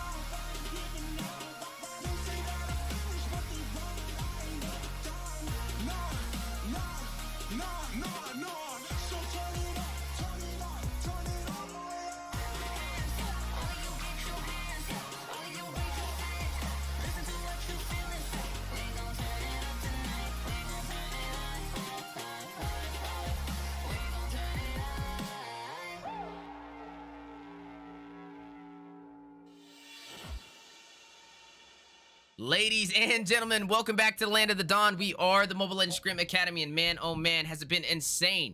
We got 3 matches that were on the board today, and a look at the schedule currently. We've seen the Minoan Empire go up against Special Faction, and then next up for match 2, we saw Cadia Riverlands go up against Azria Woodlands, and those were some intense matches indeed. But Special Faction able to prevail, taking out the Minoan Empire for match 1, and Cadia Riverlands prevailing over the Azria Woodlands for match 2. And now on to match 3, we do have Ajelta Drylands going up against the Barren Lands, and I'm excited to see what these teams bring to the table. Looking at the current match ahead of us, Ajelta Drylands versus the Barren Lands, the final game of today. And the question is, who will prevail? On the desk, I will be doing your play-by-play. My name is Steph Weezy, and I appreciate you guys being here today, as I'm also your host. And joined beside me, we have the on-point analysis broken down by the one, the only, Eunice. How you doing today? Hello, I'm doing great. Thanks for having me here. And oh man, are you ready for these games? I am. Kind of saw everything. All right, let's jump right into the draft. All right, do see some very common bans coming in, some very good meta picks. I see Carrie, Fanny, and Faramus banned. Casual 3 trio bans currently, including the Glue, Yves, and Joy. I did see that first game, so definitely a good harassment on that Joy. Won't be on the bench today, but we'll be watching from the back line. All right, I do see Xavier being picked up. Xavier is one of the most annoying mages I have put up with in the Mobile Legends Academy and just in the game in general. I do see Barats and a 1-1 picked up, and on the side I do see Haya, Clint, Lunox, and Grok possibly getting drafted in. Very interesting, but I do see a 1-1. Now 1-1 early game, not too good of a scaling marksman here. Do see that for sure, but good punish for the late game. 1-1's very versatile. Lots of movement speed popping in from that marksman, but I do see the response. I did get that Clint in here. Clint's a very good marksman early game, being able to poke. Lots of good macro managements coming in from that Clint. Do see Estes getting drafted in, and a Chow. Estes has also been very broken, very good sustain for the entire team, and having a very heavy front jungle with a very good supporting healer coming in from that Estes should be able to secure a lot of those team fights. But we also have a Grok, a very good heavy CC tank. I see nobody though on the side here that has Puri, so might be very interesting. Going to have to be executed very well. I wonder who their last pick is going to be though. It's going to be a fighter. Might be a Grok side, but I doubt that's going to be a Grok side. Very interesting. But looking at this draft right now, Weezy, what are you thinking? I like it, right? And it's kind of giving me those M4 vibes, specifically some Blacklist vibes over there for the side of Ajelta Drylands, locking in that Barats for the jungle, and then to combo it off, you're going to run that support, that Estes, and then to get some additional CC. I love Blueberry on this show. Now, looking on the opposing side, you do see that Grok picked up, one of those more common roams that we've seen time and time again, and I typically prefer to put the Grok in the XP lane to kind of open up the way to run a support. But looking at the draft so far, it has been locked in, and we are going to see a Benedetta go up in the side lane against Blueberry on this show. So draft is locked in, ladies and gentlemen. This is the Faction Cup, hosted by the Mobile Legends Scrim Academy and the Mobile Legends Bang Bang North American Discord. That's right, these events are live on their Discord server, so make sure you guys sign up and join the MLBB NA Discord server to partake in these future events. This is the Faction Cup. There are currently 7 factions that are competing, and now with today 3 matches, so 6 of the teams competed today in a best of 1, and that means 3 teams already are going to be taken off of the board. Tomorrow we will be seeing 4 teams competed out in the semifinals, and that is going to definitely be exciting going forward. Now, looking at this match, Ajelta Drylands, pretty solid draft. I think they were very smart on how they pulled this off. They have the Barats, the beefier jungler who can be that frontline tank when things get a little tricky, and also he has that Detna's Welcome to kind of disposition somebody who runs into that AoE circle. On top of that, you got the power and the blessing of the Moon Goddess with this Estes to keep him alive, a little bit of a tank and healer at your side. Cho with the displacement of that Way of the Dragon can definitely help. But speaking of displacement, the early cut over to the red buff for some contest. You are seeing Jordan on this Benedetta, but quickly deciding to disengage. You are running into a Barats with an Estes. That's like Thanos with 2 of the Infinity Stones. So you definitely want to be careful on how you choose to kind of progress along this map. But I gotta say, if Eunice, looking at the gold lane, you're looking at this Clint versus this 1-1. How do you kind of feel this matchup will go? I mean, like I said earlier, I mean, Clint is actually will almost always outdamage any marksman in lane, only because Clint has the upper hand poke here coming from the Clint's utility. Being able to also bush check with just a skill, but speaking about bush check, you do see a rush in with the shadow kill, and Nikoko able to get a kill on to 1-1, and that is the marksman down for the side of Ajelta. An early take for the lead for Barren Lands, trying to take their early aggression and translate this into a lead, and you have to be careful. You need to be aware of what is going on for the map, not allowing these easy ganks. And I think this is one of the winning conditions, right? When you have a Hayabusa, you're able to get in, use that shadow kill to get a kill. But wait a minute, the one-on-one, Jordan's gonna quickly dispose of Blueberry on this Cho, and just a little too overly aggressive. And speaking of over-aggression, here we go again. 3v1 situation, you do see the Guardian's Barrier activated, you do see Detna's Welcome canceled, and down goes Kokomi into the hands of Lunox. That is a kill for the side of Barren Lands, now 3-0, and they're just continuously applying this pressure on the map. And if they continue to take these kills, this will slowly translate into a heavy snowball that the side of Ajelta Drylands cannot stop. absolutely, but we got to keep in mind here, though, a lot of utility and early game micromanagement might come from Baron. But speaking of micromanagement, that Lunox did end up picking up that Estus. So the healer on the side of Drylands is currently down. But as I was saying, lots of utility coming in from the side of Barren Lands. They do have that early game poke, early game damage, easy rotations, but for the side of Drylands, though, they do have that late game sustain with that 1-1 and that Xavier. Once that Xavier starts to get his 3 core items here, definitely be able to scale. And speaking about scaling, the way the Dragon connected, and Xavier with the Dawning Light is going to go ahead and pick up a kill on Jordan's Empire. That is the first kill on the board for Drylands right now, and I think you make some good points, right? But we got to keep in mind, Kokomi is running this Barats. The longer this game goes, the more defensive items Barats will have, but he is going against a little bit of direct counters, as Nicolette has this Lunox, quickly able to use that Shadow to rush in and burst him down. But speaking of bursting, the Wild Charge with the Flicker, and Nikoko getting a kill on the Estus, and Demon taking a kill on to 1-1, and that is 2 members off of the board for the side of Ajelta Drylands, and man, oh man, are they dominating for the gold lane. absolutely. Not too big of a gold gap. There is about a almost 3k gold gap coming in here, but that can be easily picked up as soon as everybody starts to scale. And speaking of scaling, let's take a look at these items down here. I do see some really good items getting picked up for the early game core. So I do see 1-1 did have to build that plate to give that little bit of defense for that Clint. That Clint is just going to outpoke that 1-1. And looking at that Clint, though, already built in that endless battle locked in for the side of the Barren Lands, highest in gold as well compared to Drylands. One was just about to hit that 2k peak. And speaking about 2k peak, you do see Hayabusa picking a kill up on R, and not done. You'll see Gold Mill trying to get away from Kokomi, and down he goes. That is the marksman for the side of Agent Drylands, but fight still going on. Electo pulled out from Benedetta. Jordan inside of the turret, taking some damage, using an eye for an eye, not able to escape the turret. But wait a minute, you are seeing a lot of damage on to the Lunox. Is going to go ahead and try and quickly burst him down, using the Brilliance, but taken out by the Mystic Field of Jinyan on this Xavier. 2 members off the board on the side of Barren Lands to 1 member for Ajelta Drylands. 4-8 on the board. But man, oh man, we need to see some answers. As the side of Barren Lands has the synergy, they have the rotations, and they are translating these engagements into some turrets and possibly into an early finish as well. absolutely. Not too big of a gold gap now. A little bit of a catch up done by the side of Drylands. It was now been about like a 1k good gold gap here, but they were able to get a shutdown, so that gold was in the favor of that Xavier with that mage. And as soon as those core items get picked up, it is going to easily scale. But speaking about scaling, Wheezy. Oh man, what a brutal combination. Kokomi picking up a kill onto Go Mill after he was already hit with the Way of the Dragon and the Detna's Welcome. Man, oh man, but you are seeing Barren Lands pick up a turtle, getting a little bit of a trade. You take 1 member of ours, we take a neutral objective. And if we continue to see this gold lead is just increasing, which was once 1,000, almost 1.5k now. A little bit of over aggression. You do see Benedetta kind of pushing off, and both teams kind of getting ready to fight for this lethal wonder. You do see Lunox in the bush, quickly spotted out by Kokomi, decides to disengage, as he does have Estus and 3 members on his side for the side of Ajelta Drylands.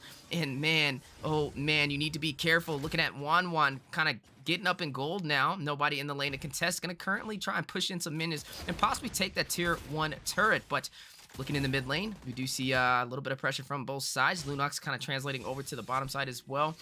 We gotta wonder how this match will go. You're putting a lot into the hands of Wanwan and Xavier. Yes, you have Kokomi, you have the front line sustainability, and also speaking of sustainability, you have an Estes to keep you alive. So I think the plan is to kind of have them use a lot of utility on to Barrett and then focus on Wanwan getting those weakness points for a possible crossbow tang. And here we go, Petrify inside of the Electo, gonna try and secure a kill. Downing Light down the mid-river. You do see Demon getting a kill on to James, then Kokomi getting a kill on to Benedetta, Blueberry taking a kill on to Grok. And man, oh man, bodies are dropping left and right for the mid lane. 2 members down for the side of Barrenlands to 1 member on Agelta Drylands.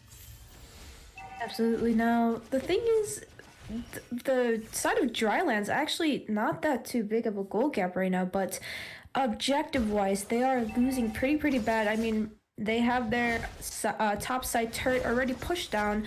Lots of pressure and a lot of poking caused that Wanwan to be actually very behind on her gold. And with that turret being down, it's already a huge advantage for the side of Lands. Opens up a lot of that map area on the top side. But speaking of top side, do you see a possible engagement on the way? Looks like Nicolette and Clint kind of being careful, don't want to overextend as 4 members of Agelta Drylands on the bottom side, but there you go, shadow kill over there by Hayabusa, not able to hit the mark as the damage was split between 4 members of Drylands. There goes the wild charge into the wall for a little bit of a knock-up on Kokomi, healed by the Estes, and both teams fighting it out. Estes picking up the kill on Nakoko, and down he goes. That is 1 member out for Barrenlands at a slight disadvantage. You do see Detna's Welcome connecting. It's going to go ahead and throw him back on the wall, and down goes Nicolette into the hands of Jin Yun on this Xavier, the way the dragon as well.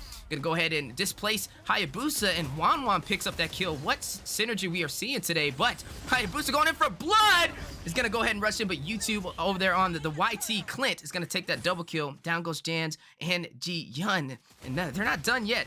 They are gonna quickly take him down. A little bit of revenge for the side of Agelta Drylands, and the over-aggression was a little too costly. And there we go. Bottom turret does fall to Benedetta over on that show. Now we're starting to see some objectives work for both sides. 11-11 on the board. Only 8 minutes in. This is definitely a high kill game. Petrify, and you see a possible engagement going into the mid lane. Down goes R in that class. Detna's Welcome. He's going to go ahead and grab up Nakoko on this Grok. Can he escape, though? He's going to kind of hug that wall, trying to get some of the CC. Dawning Light raining down for some additional damage and able to get out of that with 1 HP. absolutely. Now, with that being said, though, there was a reverse sweep, though, for the side of Drylands. They were able to get all those kills, but at what cost? I mean, the gold gap is now neck to neck, only about 200 gold coming in from both sides. So, gold is definitely catched up, but the Drylands needs to respond with those turrets. No objectives being taken, big objectives. And then speaking of objectives, we do see Hayabusa with the shadow kill again, but the blessing of the Moon Goddess having other plans is going to keep the team alive. And, you know, you have to watch out for Estes, and the later this game goes, the stronger these heals are going to be.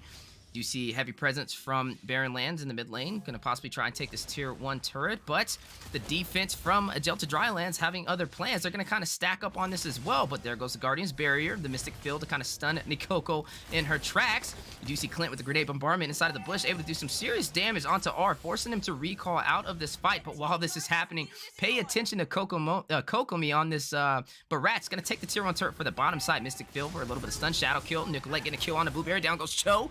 You do see the Brilliance activated. R picking up a kill on a Hayabusa. Nicolette getting a kill on the Estes.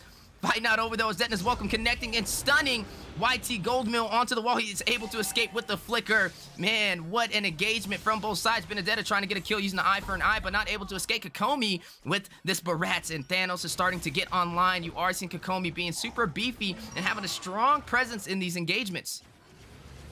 absolutely. With that being said, though, good response now by the side of Drylands. They're able to take this Lord and now secure it, as their jungler is now down. So very easy contest. Rectory is up for the side of Drylands, but they still have to respond with these turrets. They still only have the bot lane pushed up. But with that being said, Wanwan has to be very careful here. I know that she scales late game. I know she's starting to get those items built in here now, but that Clint really outpokes the Wanwan. Wanwan's really still too squishy, but with that Lord being taken, they are pushing up all 3 turrets from each lane, and they're about to sink these lanes. Now, with that Lord coming in, they got to be careful. Like we said, these games always happen to end or finish just from mistakes. And although team fights are very important, small mistakes can lead to big things here. So depending on how Drylands and Barrenlands actually respond to this, can lead to a very bad situation for the side of Barrenlands. But speaking of bad situation, Detna's Welcome almost connecting onto Nikoko, able to get out of that AoE CC just in time, but down goes the Tier 2 tower for the top lane. A lot of real estate for Ajelta Drylands going forward at the 11-minute mark, now entering that mid-game, slowly creeping into the late game, and the presence for Ajelta Drylands is showing. They have a lot of the map at their disposal. They only have one Tier 2 turret to go through, which the Lord was trying to make work of, but quickly bursted down over there by Jordan's Empire, and this is going to put Barren Lands at the back end of the match. They are going to be more of the reactive team now, are going to go ahead and close in on the Tier 2 turret, leaving only the bottom side left until they're stripped down to these inhibitors. Now, for the side of Barren Lands, you got to play safe, right? You do not want to be overly aggressive as a solo push, such as the one right here, not where you want to be, and almost taken down using the Electo. One of the beautiful things about Benedetta, but wait a minute! Dawning Light over there on Xavier's going to go ahead and secure the kill. Detonus Welcome getting some CC and the stun onto Nikoko. They are going to quickly try and burst her down. You see the Wild Charge connected to the Guardian's Barrier from Nikoko. It's a wise response. Blessing the Moon Goddess activated, and R with the crossbow. Tang finding the weakness point. He's going to get a double kill, taking out Gold Mill, and possibly taking out Nicolette, but the Dawning Light also having to try and hit that mark. What a good dodge by Nicolette, but looking at the map so far, they don't have a lot. They're sitting down to a three-legged table, and I don't know how long this is going to stand. They're 3 inhibitor turrets, and a lot of insurance for Ajelta Drylands. They are still hanging on to majority of their turrets minus the tier 1s. Like I said, Wheezy, early game, I did give the side up to Baron. I mean, they are going to lose that early micro-macro, but with that 1-1 skilling, that Xavier skilling, and that Estes and that Barats, lots of sustain coming in from the side of Drylands. So let's take a look at these items here. 12 minutes into the game, about to hit that 13-minute mark. I do see Xavier did pick up 3 items, and instead of Enchanted, he actually picked up for Divine. So lots of True Magic Pen coming in from Xavier. 1-1 is just at his 4 core items. So definitely gonna wonder what that one was about to opt in for, but probably Malefic for some higher pen. I do see Estes with the Oracle, so extra heal gen is gonna definitely come in for the side of Drylands. But let's not look at and focus on Drylands here. Let's look at also Barrenlands. I do see that Lunox also locking in her 3 core items. Same with that Clint, but a little item behind. Mind you, one was actually struggling really bad early game, but she actually has a higher gold lead now instead of Clint. And I do see that Haya a little bit neck to neck right now, but Haya with the 1-1, but still a big gold gap between those two. Barats is sitting at 11k. So mind you, Drylands was struggling, but as they're scaling, they're definitely going to be able to get that advantage. Speaking of advantage, you see both teams contesting a battle custody over the Lord, and down goes one member for Barrenlands. You do see Lord going into the hands of Drylands, and clash is still going on, and I wonder which way it's gonna go, right? Looking at the back foot, looking at the side of Barrenlands, they need to be careful, as any mistake can be costly. You can easily close this out for the side of Ajelta Drylands, and you need to be reactive. They were able to, actually Barrenlands took up this Lord. You do see 1-1 picking up a kill on to Benedetta.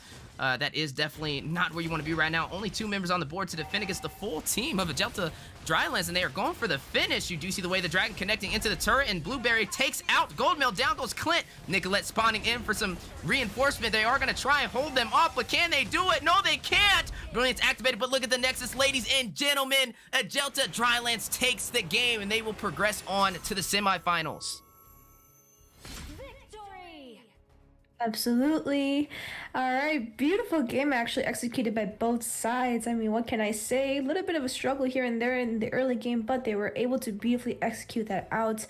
Looking at these stats though, very, very interesting. I do see the Grok and the Haya putting in most of the work though, but I do see that Benedetta was able to rotate and cut pretty early, but late game, like I said, once that team starts to scale, it becomes extremely dangerous for the side of Baron. Now I do see these stats, a lot of damage coming in from the Haya and Nicolette on that Lunox, but in response to that, I do see the 1-1 and the Xavier and actually the Barats being able to put in that equal damage to be able to respond to all their fights and clashes, and that early game cut was worth it probably for the side of Verbalance, because they were able to respond to that by making sure that 1-1 is able to safely scale with that Barats and that Xavier. But looking at these tower and turret damages, I do see that Clint and 1-1 definitely putting in that work to be able to push through those turrets. But man, oh man, very nice game. Congratulations to the side of the blues, or the red side. Oh, yep, that's very correct. But congratulations, you did take the trophy home, and I'll see you around for tomorrow. All right, and you heard it. That was from Eunice herself, and thank you so much for the casting. Man, what a series, right? Today was all best of ones, guys. This is the Faction Cup for the Mobile Legends Bang Bang North American Discord server, and it is my pleasure to be able to host this. We had a lot of amazing casters on the desk from the Mobile Legends Scrim Academy staff, such as Coach Deku, Rim, and also Eunice. So, guys, thank you so much for tuning in. That is going to close it out for today, but that is not going to close it out for the entirety. Tomorrow we will be going live again, as we will be hosting the semifinals to see these teams compete. Before we go, a little bit of a rundown between what we've seen today. Match 1, Minoan Empire against Special Faction. Special Faction able to prevail up to the semifinals. Match 2, Cadia Riverlands versus Azure Woodlands. Cadia able to take the win. And then match 3, which we seen just a second ago, we were able to see Ajelta prevail and take down the Barrenlands. So, good job to every single team. I appreciate y'all competing. For those who don't know, we are the Mobile Legends Scrim Academy, and our whole purpose is to help teams in NA prepare for NAMPL. It's right around the corner, man. I'm telling you, trying to manifest it into reality. I see a lot of people commenting about it, asking about it, and it takes all of us together to make this happen. So thanks for those with the positivity and trying to push that forward. I appreciate everybody that has shown support to the Mobile Legends Scrim Academy, and also support to the Mobile Legends Bang Bang North American Discord server and the Mobile Legends Bang Bang North America YouTube, as we are officially live over